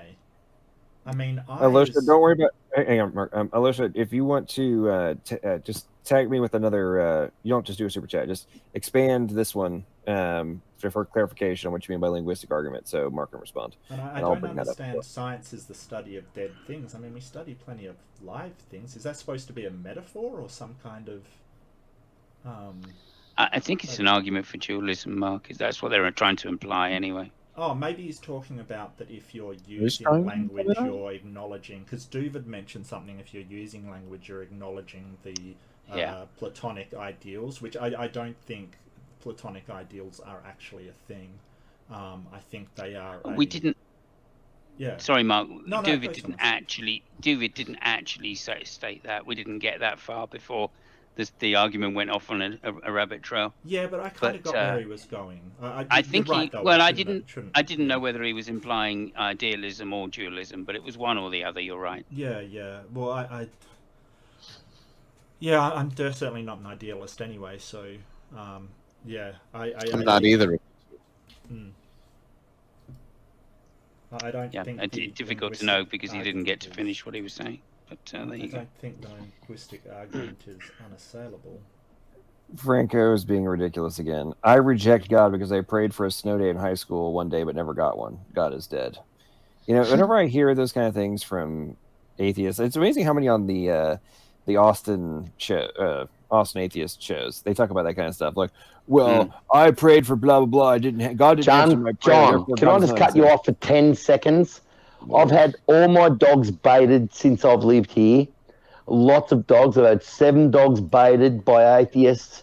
I've had so much evil crap fall upon my head. I've had stuff stolen, all sorts of things. Rumors spread around about me, mate. Atheists, any wonder? Like, I've got an atheist friend here who I really love, but all the rest of the atheists here, I hate them all. I mean, I'm not supposed to hate anyone as a Christian, but I hate them. Yeah, I hate you too, you piece of shit. All right, let's I calm just down. said that I've got an atheist friend here who I love more than anything, but all the rest of them I hate because they're just evil dogs. Evil dogs. Have you met all the rest? Have you met all the rest Mate, of them?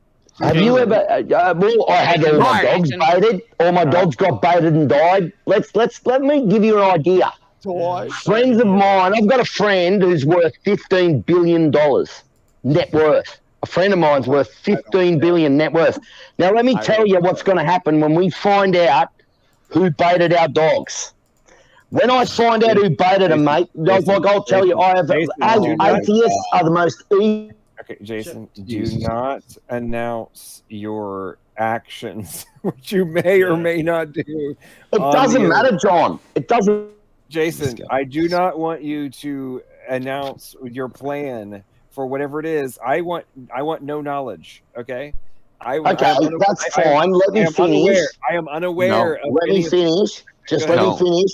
No. It's on record. It's on record here at the police station. It's not something that you have to hide or whatever.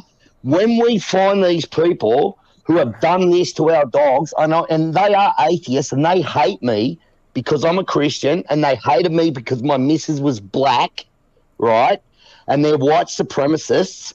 I hate white supremacists more than you can ever imagine, and I'm white, and most of my family are white. I have had so much garbage heaped on me by these people. It doesn't matter what we say live, mate. Everything I said, John, I've said everywhere, to the police, to everyone. Do you know the police here don't give a stuff?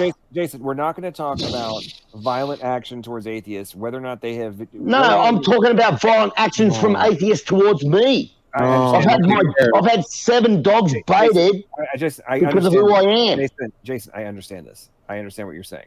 I'm saying that we do not need to be talking about any kind of revenge. Okay, I don't want to. I'm not talking about revenge, mate.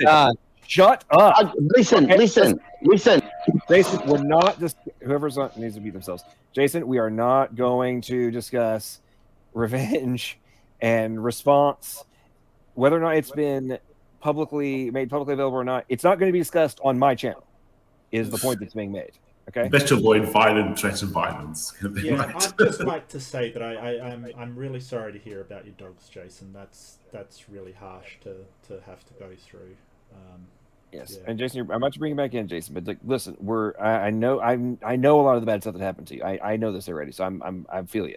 But we're not going to talk about that on the channel. Okay. Okay, I am not. Okay, I won't mention revenge then. I'll just mention what's happened to us since then. God. Okay, let me see. I've already said it. I won't mention revenge. There's no revenge implied. Look. All I'm saying is, look, you don't understand the way the laws work in this country. No, we don't care. Jason, we're not. Listen, this topic is done. Okay, we're not just continuing on this at all. Okay, it's over. Okay, we can come back in, but we're not talking about that anymore. All right, we're moving on to something else. And I'm in the same country as him. You know. I know you are. Where did I do with the? Dang it. Alicia had expanded the question or the point for you, Mark. And I don't know where it went. Dang it. Tasmania is the same country as me, Jason. I'm in Australia as well. Last I checked, Tasmania was part of Australia.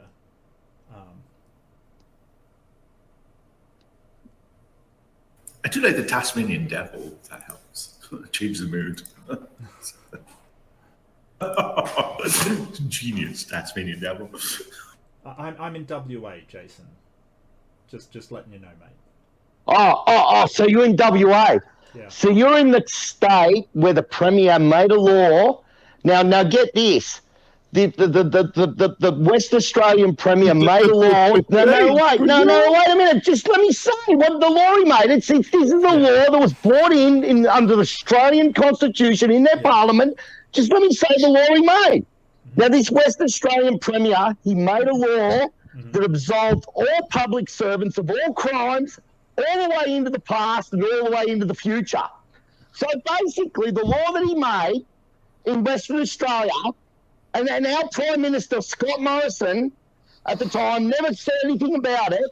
Yeah, he came out, and actually in Australia, the federal government has the power to override state laws, not like America. Yeah, the federal government can make a law in Australia that can wipe out a state law. Now, they made a law in Western Australia that absolves all public servants, all politicians, all police, anyone that works for the public service of all crimes, all the way into the past and all the way into the future. No, they didn't. Did you know that? Future. Did you know that? I can send you the Australian government link to that.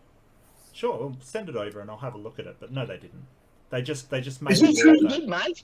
Well, no, it was just. Is it true, Mark? I was going to ask you that. True. Is it true that New Zealanders? Is it true? Given that we've got a couple of Aussies here, is it true that New Zealanders don't believe in God less because more Australians have convictions? Is that true? No, but I think New Zealand is a more secular state. You know, I don't get those jokes. I always fall for it. Sorry, mate. No, that's okay. That's all right. It's the story of my life, mate. Don't worry about it. Do you know what, Mark? There was an ad in London in the Tube Underground from this Kiwi ads for Steinlager. It said, like Australians, New Zealanders have their convictions. It just said Steinlager. That's pretty good. No, the joke there about convictions is actually because while New Zealand was started as a colony, Australia was started as a penal colony. So basically, England sent all of its convicts over to live in Australia, kind of thing. So, you know, like the rivalry between the USA and Canada and things like that, we've got one with New Zealand, and they like to say that we're all prisoners and convicts because, you know, that's where a lot of us came Australians and Americans get on like nothing else. Americans and British, they don't like each other very much. Okay. So who That's is? not true. I don't think anybody in the United States views Canada as competition. Americans and Brits just like banter, and Americans are really good at banter. I missed that, Maddox. What was that? I said I don't think Americans really view Canadians as competition. But there's not a friendly rivalry. No, they don't. No, exactly. No. We're friendly. We're friendly with Canadians, and I like Canadians, but in no way, shape, form, or fashion do Americans view Canada as like competition. Oh, that's not what I'm saying, because New Zealand isn't like, you know, if you look at it sort of financially or militarily, they're not competition for Australia. It's more, you know, their sports teams compete and, you know, they give each other crap, you know, and make jokes about the other one kind of thing. That kind of I mean, there's a little bit. Yeah, I would agree with you on that. I think that applies to a lot of folks, though. Oh, okay, real quick. Hey, John. Okay, so hang on. Thanks for putting So up we've with had. me, man. Oh, you're welcome, man. I really appreciate it. I know I'm a pain in the ass, and you're really tolerant, mate. You're an awesome. What do they call those people? The way you run this channel is really awesome, man. I mean, I know there's times you've gone off at me and yelled at me and cut me off and blocked me out and that, but I think it's all fair, man. And I think you're one of the best live shows on YouTube. Well, you know, just pump me up, make me feel my ego. Sure? I mean, the atheist. I'm Jason, I'm because kidding. I want you to start doing live interviews, mate, on the street. No, I'm working on balls, mate. I'm working balls, and a little soft cock. You get out there and do live interviews, mate. Well, that's a video. Oh my God. I'm working. Okay, real quick. We got 2 people who have joined us and haven't had a chance to speak yet. So, just going to say, John, please don't approach people on the street with an erection, please.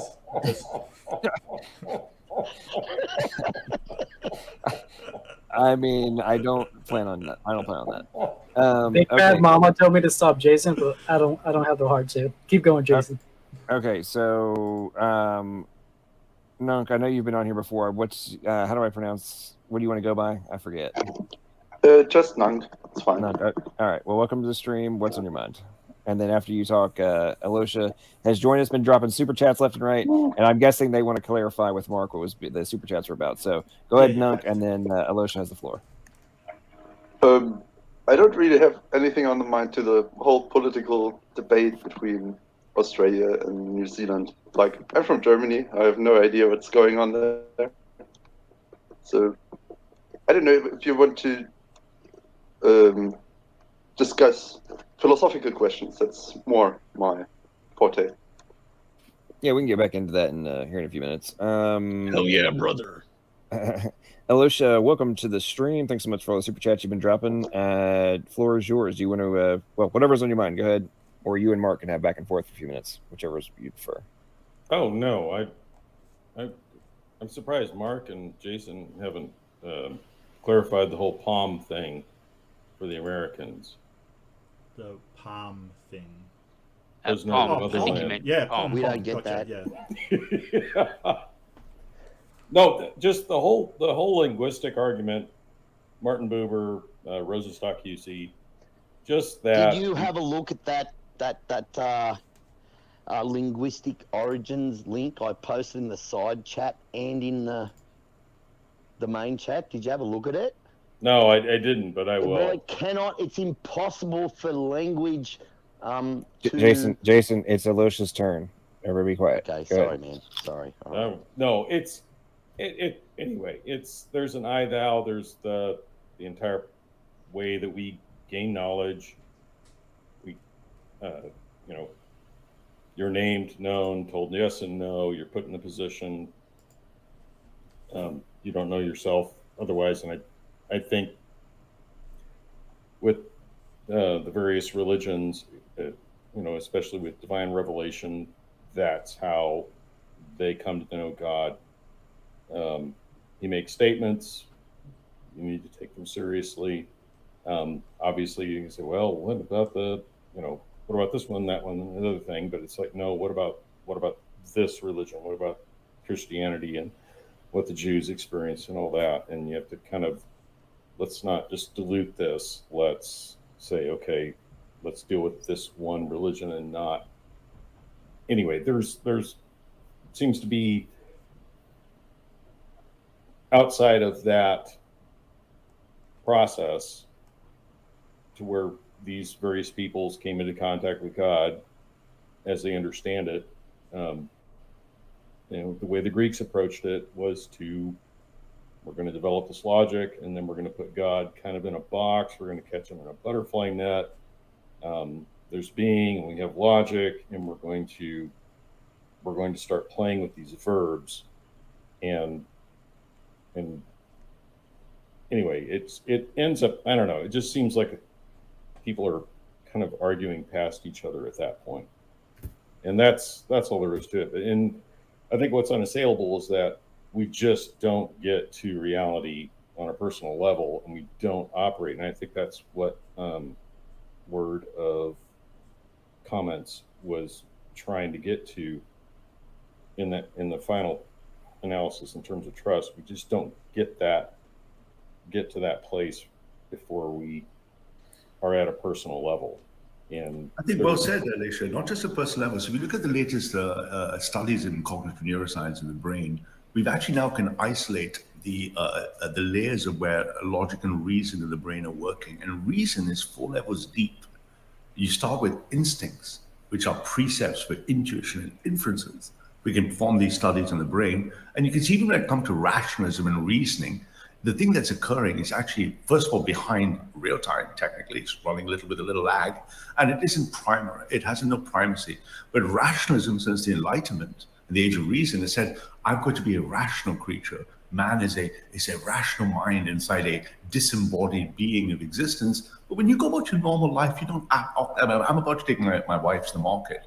Nothing about this will be rational and reason. Reason will be there, but we know which market we're going to go to and how to navigate. But the instincts and the intuitions and everything that comes before it is a much richer description of experience.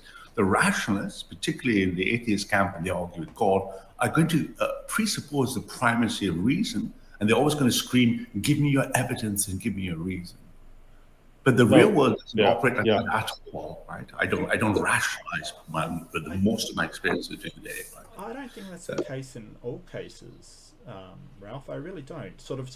Nobody's saying you can't use intuition, but what we're sort of saying is that, you know, if you are going to the market and you've got to cross the road, what's the methodology that ensures that you're not hit by a car? And it's not intuition.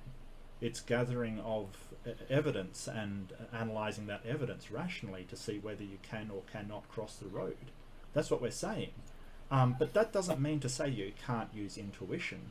We just don't when there are things that we need to know for sure. So you're bleeding your sort of preferences and your desires in with when you want to know an evaluation of reality. But I did want to talk to Alicia. Sorry if I mispronounced that. About sort of this unassailable linguistics argument, and I'm not quite sure how you're connecting it, because you said we don't get to reality on a personal level, and I'm wondering what you mean by that, like whether we do need to apply things as a collective in order to get to reality. Can you clarify what you mean by that? Oh no, I do mean that we do have to have personal knowledge to come to reality, and that gets situated by, you know, at the very, very beginning with being named and placed into you know, our society or who we are. So a sense of identity, is that what you're sort of saying? Yeah, at the very beginning, but I think Word of Commerce comments is a little more eloquent than I am. It goes back. Go ahead. Question there, Aisha, because I just wanted to ask whether you think that determination by a child or a baby of learning it to say that it's an I. Do you think that is done through deductive or inductive reasoning? No, I don't think you can explain it either way. I think it's a spiritual thing, and I think it scales back to a metaphysical reality. Right. Wouldn't that imply that it's deductive? If you're saying it's metaphysical. Not necessarily. I'm asking Not Alicia. Yeah, that's a tough one. It's really not necessarily. I know it may not be necessarily, but would it imply it? It was the question. If it was spiritual, and then this is the issue with the person of Christ, where, I mean, and then the earlier debate, it's like, guys, I don't know where we're. I mean, I guess you kind of have to sort of do it, but I don't know how it really works. Where you've got where the Christians have this person, truth. Truth isn't an idea, it's not a concept, it's not an ideal, it's this person. And it's anchored back into the Trinity, and it's not really something you can kind of take apart and explode it into a bunch of pieces. You know, that snarky comment, you know, science is the study of dead things. I mean, you can pull everything apart, and you've got a bunch of parts, and you don't have this. But House of Comment made a good point there, surely, when he said that this sense of or reason isn't the lowest level of understanding, right? There's this intuitional level. Yeah, and I think okay. So presumably, children or babies are coming from that intuitional level, and what I would like to know is, how is that intuition built up into reason? I can comment on that briefly if you like. I'm not sure if you want, because if you look at studies of child development, so I'm particularly interested in, as a computer scientist, I'm particularly interested in the brain and brain studies. If you look at how children are brought up and raised, I raise my children, they go through certain qualitative stages in neuroplasticity of the development of a world model. Before they're 2, which is why you can't send them to nurseries, they only have a one world model. Their brain and their cortex can only see the world as one universe in which they're in there. The second stage, and this corresponds to the evolution of language within the brain as well, they get to the second stage world model where they say, well, I'm Billy and you're Sally. and then they can compete and fight with each other. So you socialize. I'm just asking how they do that. How do you? Yeah, but literally, it's almost the brain is wiring itself up in neuroplasticity, and the reason and the rationalization requires those other steps later. So first, they're just purely instinctive, right? They're instinctive and they're impulsive, and they use intuition, and they don't use reason or rationalism. You can't reason with a 3-year-old toddler. He doesn't get rationalism. It's not. How does God come into that? How does it do that, though? I mean, my argument would be that it does that by repeating actions and learning through some kind of behavioral pattern. Socialization is the way. So if you look at badly behaved children, that we socialize into giving them a kind of a context, and that's necessary for the healthy construction of the brain. Again, then you're the deeper question becomes: sorry, House, you're not quite getting to the nub of what I'm asking here. The nub of what I'm asking is, how is that process happening?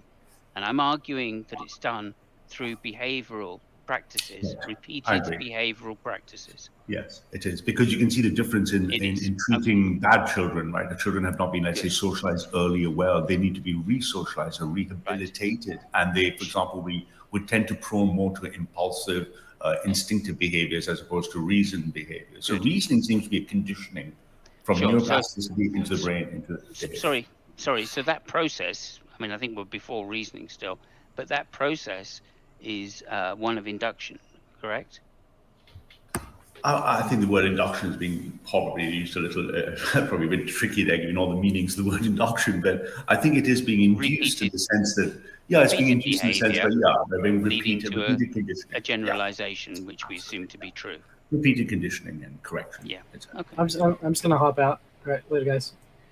So, Joshua,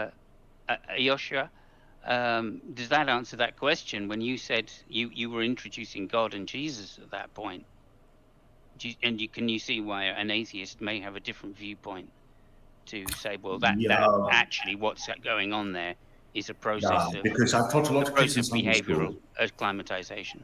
I've taught a lot of kids in Sunday school, and you notice that there's a certain age, typically between 5 to 8 or 6, where they can actually really take on the word and the message. If you do it before that, they actually can't comprehend it. And if you do too late, you're actually combating the modern world, having given them messages, information that would be anti-God. Ralph, people manage to develop into very capable brain functionality without Sunday school or any training in theology at all. So how does that help with the outcome?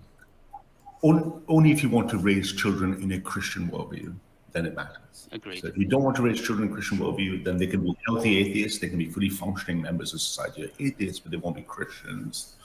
Right? Agreed. And again, the point being here, right, that it's that behavioral reliance on induction, okay, which is really at the heart of how people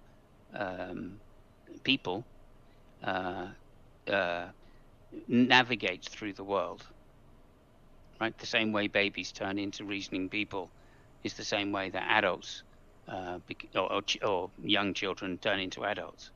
It's through this because I think a lot of it depends on the behavioral acclimatization using induction. It's not through this process of pure logical reasoning, which has to be indoctrinated into, or you have to be indoctrinated into it. It's not rational. It's not a core clinical machine. Even though, so for example, I went to school that was a very old high school, and it was very, very structured and very rigorous. But nevertheless, even within such a context, we were given a broader sociological education. When you look back, obviously, when you're young, you didn't like it because it was disciplinarian, right? But if you look at it, reason by itself and coming at it at a rationalist point of view, it's not even good for raising children, even if you're an atheist.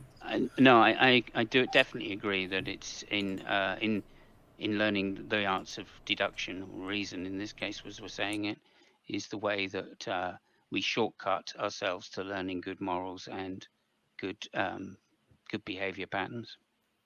There's there's a conflation. I think with an atheist perspective, there's a conflation of the mind and the soul, and especially raising children. There's a huge aspect of faith letting them see beyond the horizon. You've got a unified mother and father, and there's something they don't understand, and there's a level of discipline you have to an environment you have to kind of keep there, kind of a unified reality. And you have to express disgust or anger when they transgress or whatever. And I don't think there's really anything you can kind of reason your way into in terms of that, where they have to let go in a faith-based way and just accept, no, I need to not eat out of the trash can or stick my head in the urinal or whatever it is.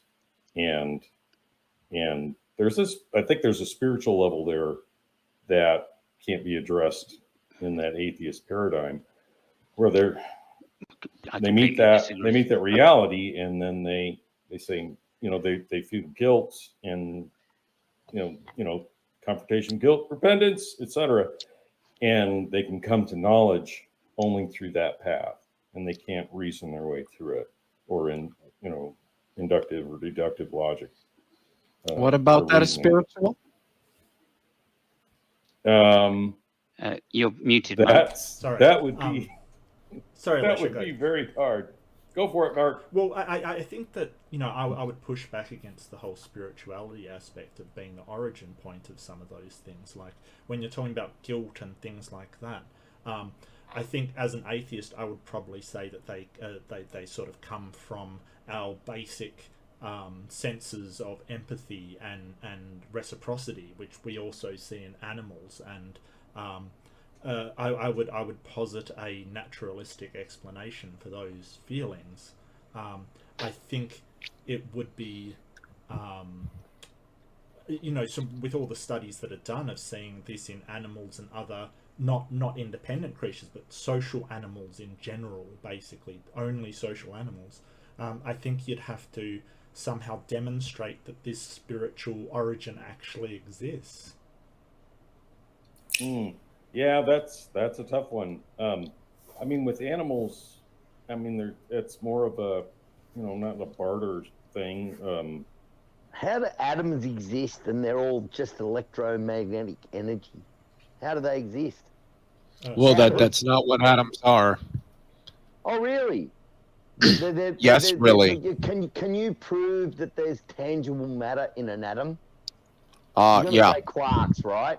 You're going to say waiting quarks, right? Quarks and electrons. Yep, you're right. Quarks. Things we've definitively measured and understand very, very well. Quarks are pushing and pulling on each other with electromagnetic energy. And it's not electromagnetic energy. Are you talking about okay, so what they say is... No, he's not talking about... I don't know what he's talking about, but quarks...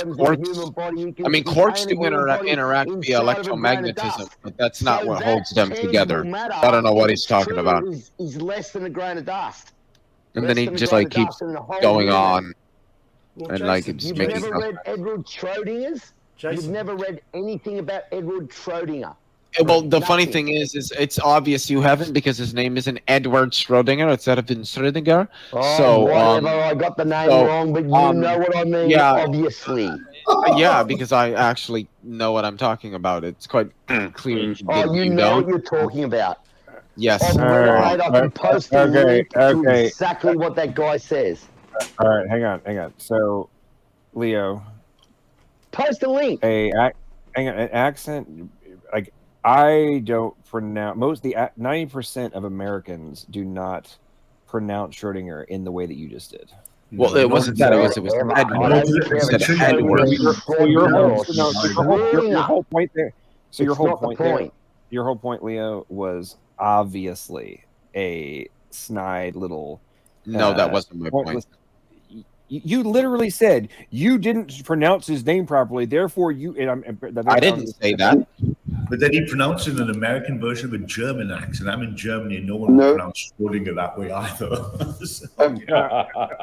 I mean, Leo, that was a very obvious attempt to put down Jason. You don't know what you're talking about. You can't even pronounce the name right. That wasn't my intent. Well, that's okay. To the panel, does that appear to be the intent of what Leo was saying? Well, it might have appeared that way, but that wasn't my intent. So I don't think it really matters how it appeared. Bro, if you literally say you can't even pronounce his name right, it should be this. You don't know what you're talking about. I don't understand why you're trying to debate me on this. That's a very... I'm telling you what my intent was. You don't get to Leo, you don't get to just. You don't get to decide my intent. Dude, I don't really give a rat's ass about your intent. I'm going to interpret what you clearly said. And if anybody else says you don't know what you're talking about because you can't even pronounce this right, if that is not meant to mean you clearly are ignorant and you're so dumb you can't even pronounce the name right, I mean, nobody else, I mean, very, very small percentage of people are going to reach any other conclusion than that one. Is that being your intent? And then when you're like, well, that wasn't my intent. Well, I mean, that's called, like, in most contexts, people that do that, when it's that blunt in what they did, it's usually attempt to, like, assuage things and push things under the rug. They're like, well, that's not what I really meant, when it's pretty freaking obvious that's what you meant. Now, you can deny it all day long, but it was pretty freaking obvious. Well, maybe to you, but you don't get to decide what my intent on something was. I do, and that wasn't my intent. So if that came off that way to you, that's fine, but that wasn't my intent. Also, what you outlined as my argument, you didn't pronounce his name right, so you don't know what you're talking about. That wasn't the argument that I made. I didn't really make an argument there at all. So no, it was an insult. Yes, it was. It was an insult. And it's pretty. I'm quoting you. What was the insult? Okay, Leo, please don't play dumb. I know you're not dumb. I'm not. You claimed it was an insult. So outline where. Leo, you do this. He just dodged from. He's trying to avoid talking about this subject because he knows. And you mute. That talking about this subject really hurts evolutionists. Well, I don't know what that has to do with it. Leo, have you ever noticed as a trend that usually around this time of the night, you end up getting, like, foot in the back, placed on mute, and it's because there's a trend. You go into Mr. like semantic bovine scatology mode, or attempting to end run people, or issuing some term and being like, do you know what this means? And if you can't tell me exactly what this means, give me a definition on the spot, then you don't know what the hell you're talking about, even if somebody is talking about something else. Which, oh wait, you did that with House of Comments already. And then now you're claiming that you didn't make a snide little put down, and that it wasn't your intent, when the language that you used made it pretty freaking clear that was your intent. Well, but that's not. You keep saying your language made it clear, but then you're just misinterpreting what I meant. That's just what's happening. Let me explain what Edward Schrodinger or Schrodinger or Dinger or Donger or Wanker. I don't even know why we're focusing on this. Let him explain You're what the he one said. that said you didn't Go care on, mate, about explain my it. Explain it. Just explain. What is it that you want me to explain? You just said I got Edward Schrodinger wrong, Guys, so you must know who he is. You must know what he's talking about. Actually, yeah. It was, and see that it was that I was telling you that his name isn't Edward Schrodinger; it's Erwin Schrodinger. It was just a simple correction. I don't know why it's that big of a deal. I mean, if you look it up, I'm let's right get off there. That. Now that's what I've been trying to do. Explain what he meant. Explain what he meant. You obviously know his name, so you must know what he meant.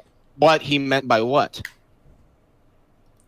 He said a lot of things. Like what are you referring to? He said basically, if you blew up an atom to the size of a stadium, a football stadium, the nucleus would be the size of a peanut.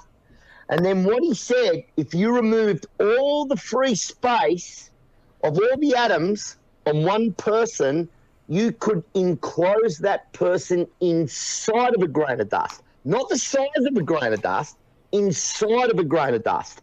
If you took out all the free space of every human being alive on Earth, you could contain them in less than a sugar cube. So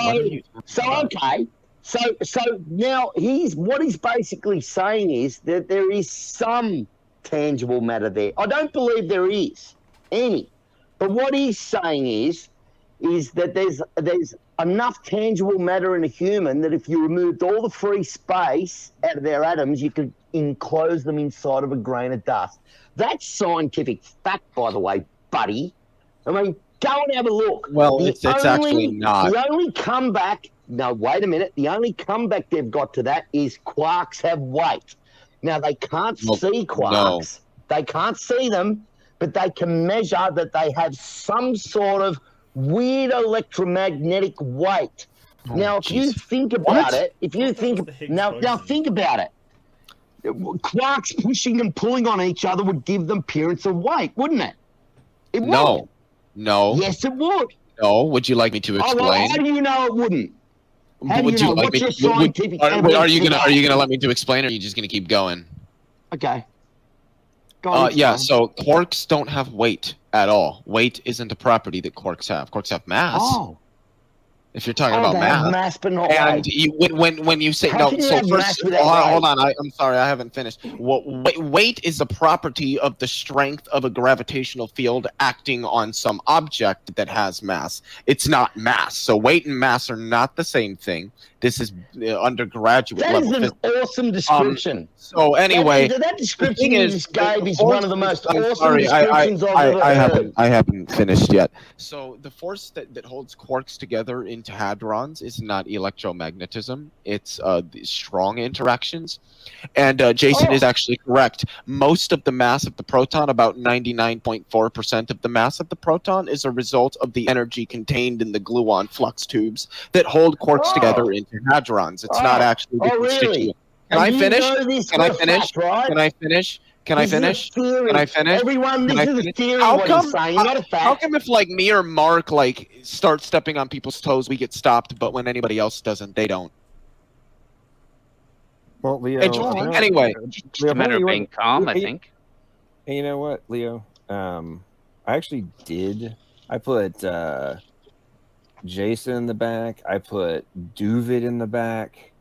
I put Bubbles Gun in the back multiple times. So I don't really you know what? You're right.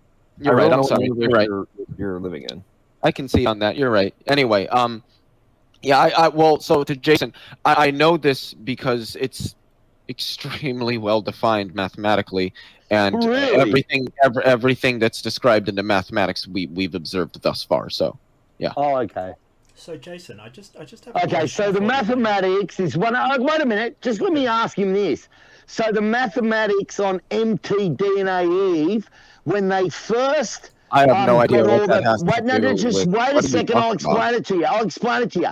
The mathematics they got when they first got all the mutation rates, they were way too fast, and then they looked back and they found mtDNA Eve lived 6,000 years ago. Then they went away for 3 years because they knew that wasn't right, because they're evolutionists. They know that the Bible's not right. So then when they went away for 3 years, they got better data, better equipment, and they came back and then they calculated back and they said, well, mtDNA lived 6,500 years ago now. Now, we know that's not right. So then they put it on the back burner for 10 years. 10 years they put it on the back burner. I'm sorry, where was the question? What was the question you had? It's not a question. I'm telling you. Well, I thought you said you had a question because Mark wanted to say something, I believe. Okay, well, let me tell you. Then they put it on the back burner. Oh, jeez. And I know you're trying to put me off on this because you don't want this coming out. Well, I just don't understand how it's relevant to the discussion. It I'm is sorry. relevant when you let me finish.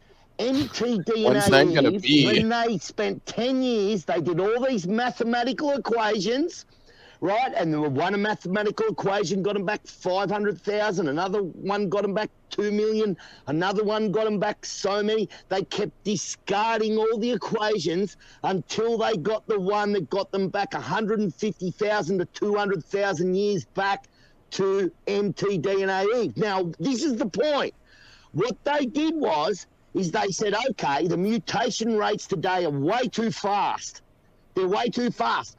So they must have been slower in the past. So they can't jump in a time machine and go back and take people's blood and DNA and test it. So what they said is it must have been slower because we know evolution is true and we know creation is wrong. So they came up with a mathematical equation. It took them 10 years to do it. That showed that mtDNA Eve lived 150,000 to 200,000 years ago. And we have all the citations from beginning to end of that I can show you. So everything you're saying is bull garbage. You're trying to talk about Edward Shrow whatever, Edwin or Ed whatever, Schrodinger. Well, you're the one that brought him up, actually. Yes, And we know he must be wrong. Well, let's look at it this way. What Edward, if Edward Schrodinger, if Schrodinger Yeah, was but where's the right, connection between mitochondrial DNA and quantum mechanics? I'm so lost right now. They lie, mate. They lie. I mean, look at them. Who lies? Eve. Look at Wait, the no. lies on that. What is that? Okay. They Jason, found calm down. that Jason, calm down. mtDNA lived Jason, I got you. 6,000 years ago, and they Jason, went away Jason. for 10 years and tried. Jason, calm down. Okay, the point that Jason is making is that just because there's supposedly the math has been derived, there's been many instances where the math has been redone until whatever the preceding assumptions are proven, quote unquote, in the formula that found magically, oh well, in this variation, then what we've predicted is true. And it doesn't necessarily mean that it is. It's just, it's bias is the point that he's making. Well, that's not the case in advanced particle physics, but I also outlined that it's not just that the mathematical equations say something, it's that literally every experiment we've been capable of doing conforms to that rather to that mathematics to the 12th to 18th decimal place. I mean, my God, the magnetic dipole moment of the electron, so I can't finish the point. That wasn't the point that I was making. Well, it was the response to that point. You're right. Okay, Leo, we're about to let Mark's about to talk. Okay, Leo, calm down. Okay, I was just paraphrasing the point that Jason was making. That's fine. And now we're gonna move on to this. I was just responding to that. Now it's Mark's turn. Go ahead. Yeah. So just because we find an equation that fits doesn't mean we rely only on that. Like, for instance, they found that mathematically a multiverse hypothesis could fit the beginning of the universe. But that isn't theory, because we need more than just the maths working to prove it, right? We need other evidence as well. But the question I really want to ask, Jason, was to do with your sort of, you don't think there's anything in particles at all, but there's the sort of Large Hadron Collider, which accelerates sort of protons and collides them, and we see what comes off, what elementary particles sort of fly off this thing, discovered the Higgs boson and stuff like that. I was just wondering, like, what do you think they're colliding in that case? Is Jason still muted? He is, yes. Okay, if he's trying to speak. Well, could you just, Mark, can you just make the other point about how science focuses in over time? And then, of course, it's provisional. Could you just make that point? Theory development, yeah. We start with models, and through time we refine the models to better fit the observations that we make and better describe or account for, based on mathematical descriptions and physical models and observations and experiments. That's not what I'm getting at.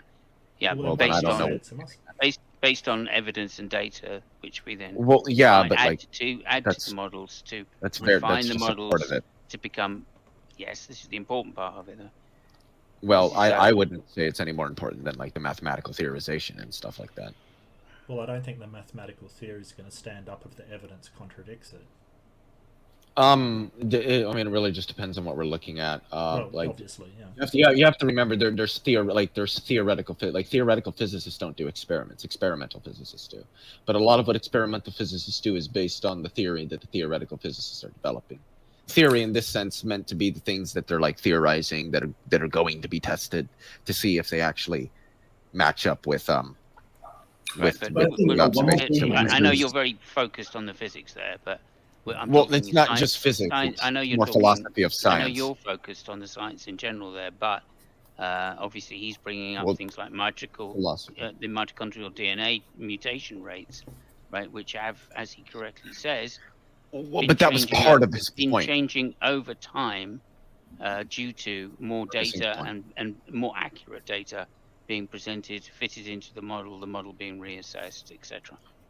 Well, I mean, I don't disagree with that, but that misses. I think that just misses the point that Jason was making, as LPP already outlined. The point was that there are instances where there's been mathematical theorization, but it seems to have been slowly developed specifically to fit like some preconceived notion. And I was just outlining that that's not how it works in particle physics. Okay, but if you look at a broader point as well with this claims to truth, it's interesting that in the last 50 to 40 years, particularly the ERRs for most of the hard sciences have been consistently falling. 60, 70% of most of the replication prices. The estimated replication rate for an experiment in science. I don't know what that means. Yeah, I know what I'm talking about. If you don't know, then just listen and you might learn. So we look at the estimated replication rate of scientific experiments and studies. They've been consistently falling, initially in the weaker sciences, now in the hard sciences. So what we see of this idea that the peer review and replication is not being married up with the data. And looks again, I think I'm just looking at the ERR numbers. 87% of chemists. Yeah, can you cite these numbers?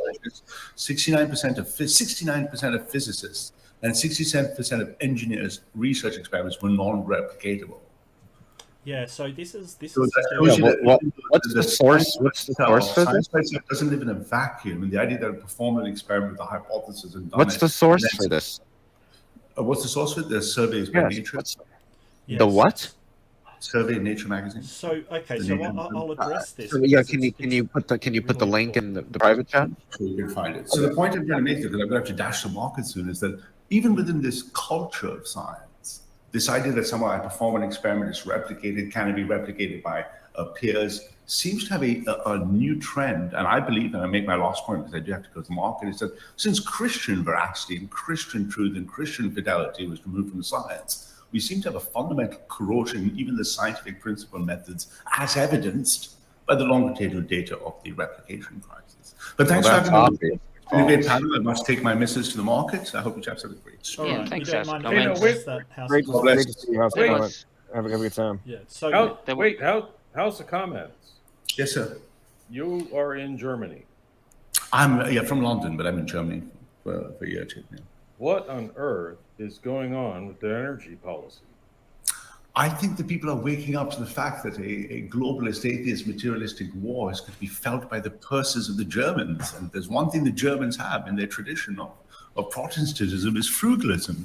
So the Germans are looking at prices. They're literally, the price of my oat milk has doubled, for example, in just literally 3 months. So you can see that there's a rising costs and prices being felt, and I believe that the German folk are getting a little bit concerned about paying for it, because the Germans don't want to pay for it. European history, eh? It's always blame the Germans. What can we say, eh, Samos? The Germans. Not another time, mate. Not the third time. Yeah, another time. But anyway, Mark, you were just going to respond to those claims. One thing, House comments before you go. Yes, sir.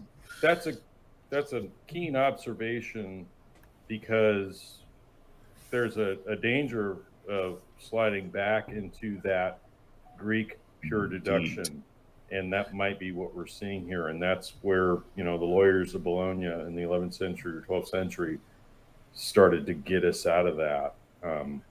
No, it's a keen observation. It's a fair comment observation, because literally I speak to a lot of German politicians as well, because of the work I do, actual politicians in the parliament. And if you look at the German zeitgeist and the way the Germans feel right now, when the Germans are very slow as a nation, they're very deliberating people, they're very reflective. But they see every time they get agitated, other nations should be concerned. And right now, for the first time in my life, I've seen an average 15 German Air Force flights a day flying over the skies of Berlin. And you never see anything really fly over. So clearly it's a warning sign, and the Brits will tell you that you've got to watch it when the Germans kick off, right? Because someone has to put them back in the box. So I think I'll leave it at that, because I don't want to derail this with some German politics. God bless everyone. Have a great day. So. Right. Have a good one. Let's let him get on to take care of the wife before he has to be a diplomat. He has to be a diplomat to her. Mark, science replication studies. So the whole. Before we move on, I just wanted to make a comment. So I say climate change is a hoax. All right, thank you. Okay. So replication studies are basically ones that is not the first experimental methodology done. It's basically somebody doing the same thing again. Now, there is a problem in science where the fame and the prestige is not given to those people that repeat a study, right? So if you're the first person to find something, you get a lot more out of it as far as being heralded as a great scientific mind than repeating somebody else's experiments. Now, the thing that the statistics are sort of, the House of Commons is saying that doesn't mean it's not being tested. It means that it ought to get more testing, and they're aware of it, and it's being addressed. I don't see his sort of slippery slope, we're going to fall back to pure deduction. Not at all. And it's mostly small stuff, like very, very small stuff. If something is very significant, like you're talking about experiments on evolution or experiments with particle interactions and things like that, they're doing replication studies. It's usually smaller stuff like is wine good for you and things like that they're not getting replication studies on because it isn't sort of cutting edge science. It's more sort of pop culture science kind of thing. So what you're saying, I speak to that quickly, Mark? citations, what you're saying, let me say something. What you're saying is citations are pretty accurate, right? So they're pretty accurate. I agree with you, but it's the interpretation of the data. It's the worldview that interprets the data. Interprets the data. You know what I mean? If we use, we mostly use secular citations. Yes. Because the data is good, that they do most of it, almost all of it. It's just the worldview that interprets it that's wrong. Well, so to speak, go ahead, Mark. Secular doesn't mean anti-God. It just means no religious influence at all. I'm talking about evolutionist citations then. Okay, let's say evolutionist citations. Okay, but I mean, secular doesn't mean that you.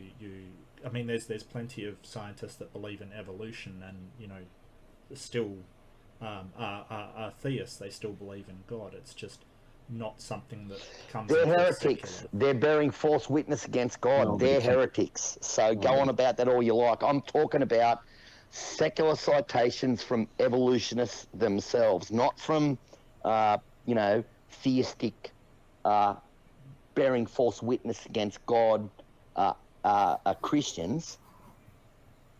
Right. I'm not sure what your point is. I'm sorry, Jason. I don't know. I wouldn't dig here, Mark. Sure. If I were you. I just. It's just speak. You wonder why I say bearing false witness against God. No, we don't wonder. We know exactly why. We don't care. We really don't care. Exactly why. Okay. You think evolution is false, and therefore any Christian which believes in evolution is going against God's will. That's why you think that. Yes, I do. I believe they're bearing false witness against the Lord. How much longer are we going to do this? Well, that's fine. Well, that's fine. Okay. That's all right. Go later. Where in the Bible does it say that Nobody cares. I don't know. No one's arguing with you, Jason. You 5 believe billion that? years That's fine. or 13 billion years. Nobody cares. Anyway, speaking to what Mark said, it's just like everybody says, the Higgs boson was discovered on July 4th, 2012. Actually, no, it was initially discovered back in October of 2011. It wasn't confirmed to, I think, like 5 sigma is what it's like 4 or 5 sigma, I think is what they eventually got. It wasn't confirmed to that level until July 4th. Is that the numbers? Is that the numbers they put in front of your eyes that you believe? Is that the numbers they put in front of your eyes? So that plays, Mark, to the point that you were making about this replication with what were the numbers they said? What were the numbers they told you that you believed? If I could finish the point, what were the numbers that they made up that you believed? If I could finish the point, if I could finish the point. Thank Can you repeat the numbers you made up? If I could finish, really thank you. So that goes to your point, Mark, that when it comes to serious things, because you got to remember the Higgs boson was predicted like 50 years before it was finally discovered. So, and when it was the very firstly discovered is not when they actually announced its discovery. They didn't announce its discovery until they had confirmed those original observations to an extremely significant degree of mathematical accuracy and observational Why do accuracy. they believe the Higgs boson proves evolution? Just say that, please. What numbers? I can't hear two people at the same time. I'm sorry. Why do they believe the Higgs boson proves evolution? Why? What the fuck does evolution have to do with the Higgs boson, dude? Now when they, do you remember when they send things around the super collider and they create matter out of nothing? I don't have even you ever know. heard of that? Listen, have you ever heard No, of I've never heard of a particle send... collider. What does it do? Have you never heard of the particle collider when they send particles around, when the particles collide, for a split second, they'll create gold particles that weren't there before. And What are they you say, well, that is proof that evolution can happen. No particle physicist says anything about evolution because they don't care about evolution. That's why they're particle physicists. Oh, they don't really. So when they really. But just tell me this: did they smash particles into each other and create matter that wasn't a part of those particles? I know they did, but go on. Of course, did they or not? Yes. Well, it depends on exactly what you mean. Because the energy between the particles just shifts to different particular fields. Like exactly. Anybody that understands E equals MC squared understands how this occurs. They're not creating something that wasn't there. Of course, nobody said they did. That's exactly right, but that's the way most evolutionists portray it. Nobody cares what evolutionists say about particle physics. But the internet evolutionists portray that as I don't care what they say. scientific fact. I don't care what they say. I don't care what they say. They're stupid. I don't care what they say. that there's no way to create elements. Well, I never said that. Have you heard of Proton 21 Laboratory? Now, notice when you say fact. Have you heard of Proton 21? Noticed when you said fact, you used the word scientific before it. Have you heard of the Proton 21 Laboratory? Have you heard of that? They've done the test. They've done this test 5,000 times all over the world, repeated in different laboratories. Which test? What they did is they put a high amount of energy into a small particle, and they produced all of the elements of the periodic table. Some of them that weren't even there. Now wait a minute. That's not possible. That's not how that works. Well, that's happened. I'm going to post the link now. Yeah, if you could go ahead, please. Go ahead, please. Now wait a minute. Let me tell you before I post the link. Before you make a fool out of yourself, because this experiment was repeated 5,000 times. Okay. 5,000 times all Can I around have the the world. link, please? Can I have the link? I'm going to print it up. Don't you worry. Oh, that's Thank good. you very much. 5,000 times. Now, did you know that Could you stop shouting? It would really appreciate my ears particles would really above iron appreciate it. can't be created from the sun? Or You muted yourself. Can I make a point? Can I make a point about the particle collider? Sure. It seems to me like scientists I'm have going to post this Proton 21 link. Go ahead and do that. Yeah, Somebody I'm start going it. to drop out. I'm going to post it both in the live chat and in the side chat. That's great. You can do that. You don't have to tell us you're going to do that. Go ahead, whoever is speaking.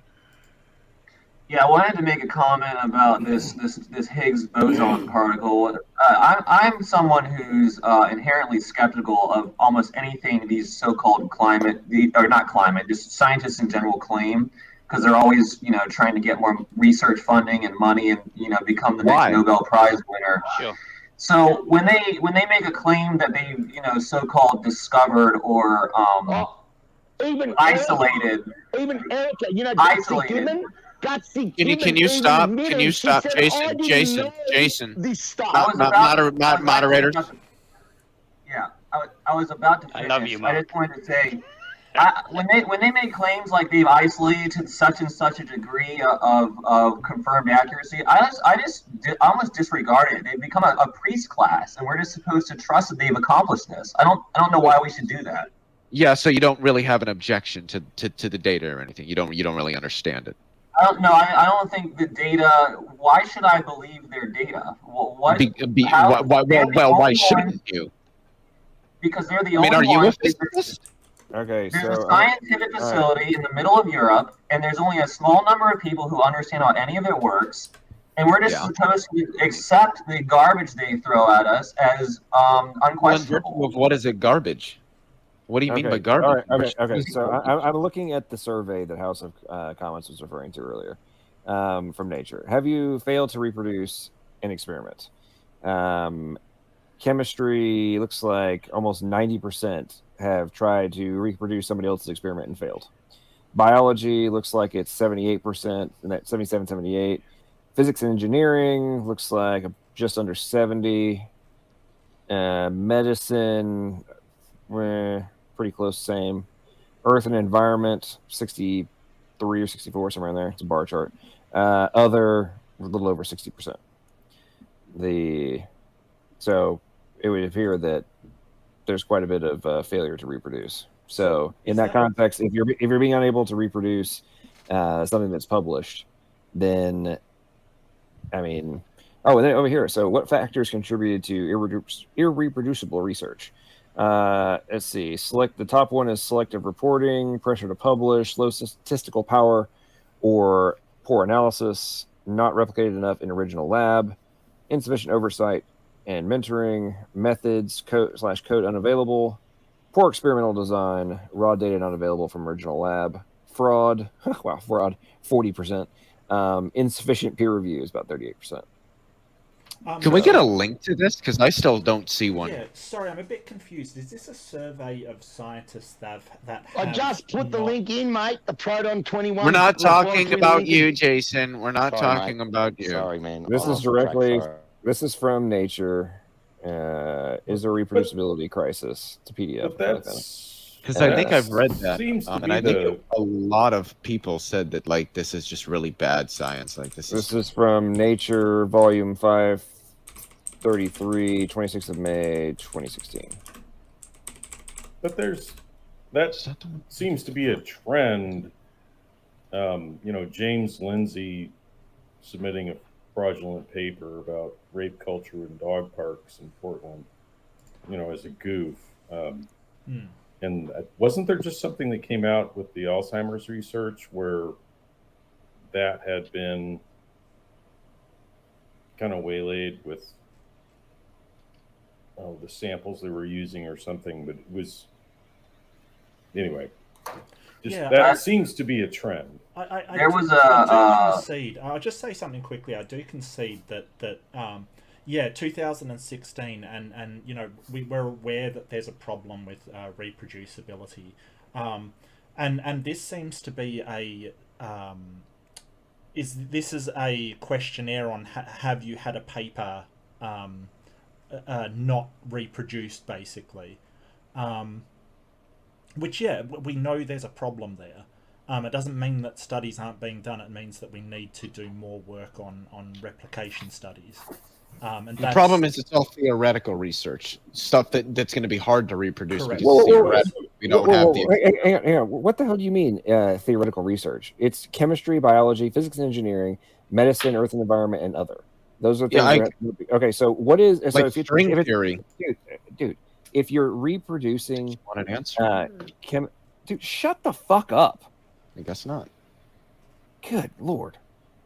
In the context we're talking about here, it's all of them, okay, are having issues, literally greater than 60% are having issues with reproducing things that are peer-reviewed. So the whole macro point of all this is the level of dogmatic worship that you guys give to the peer-reviewed papers and the current consensus and all that kind of stuff.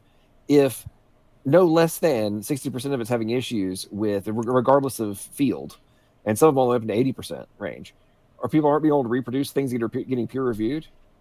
I mean, what does that tell you about the level of trust that should be given to the general consensuses that are put forth and the dogmatic positions of the current status quo paradigms that keep magically having to metamorphosize either when they get called out or, you know, turns out they were wrong on this. And it's intriguingly, turns out what we thought was true and XYZ dogma has been flipped on its head.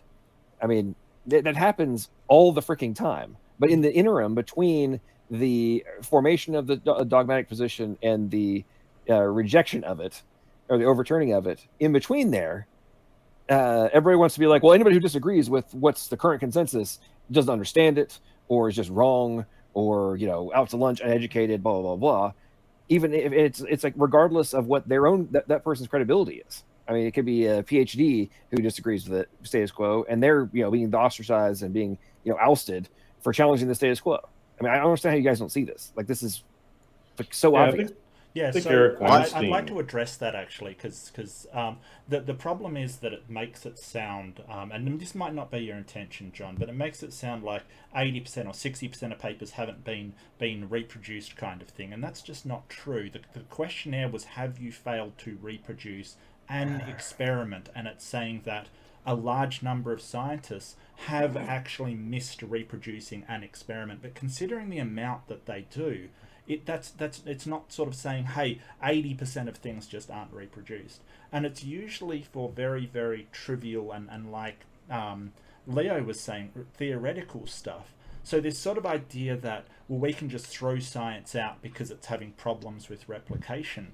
I don't know what you're going to replace it you're with. talking about replication. I've got some awesome view on replication. I don't know why we would sort of listen to somebody on the fringe of science with sort of a opinion that nobody agrees with over what the consensus says. Because when you do that, who do you listen to then? Okay, so Hey, Mark, wait a minute. Can I make a point on this? Mark, once I just again, want to respond to this Jason, guy hang with on. homochiral and all sorts of stuff. It's going to blow his head off. Jason, Mate. we're not doing that right now. We're not doing that right now. I'm too tired. Just wait a minute, mate.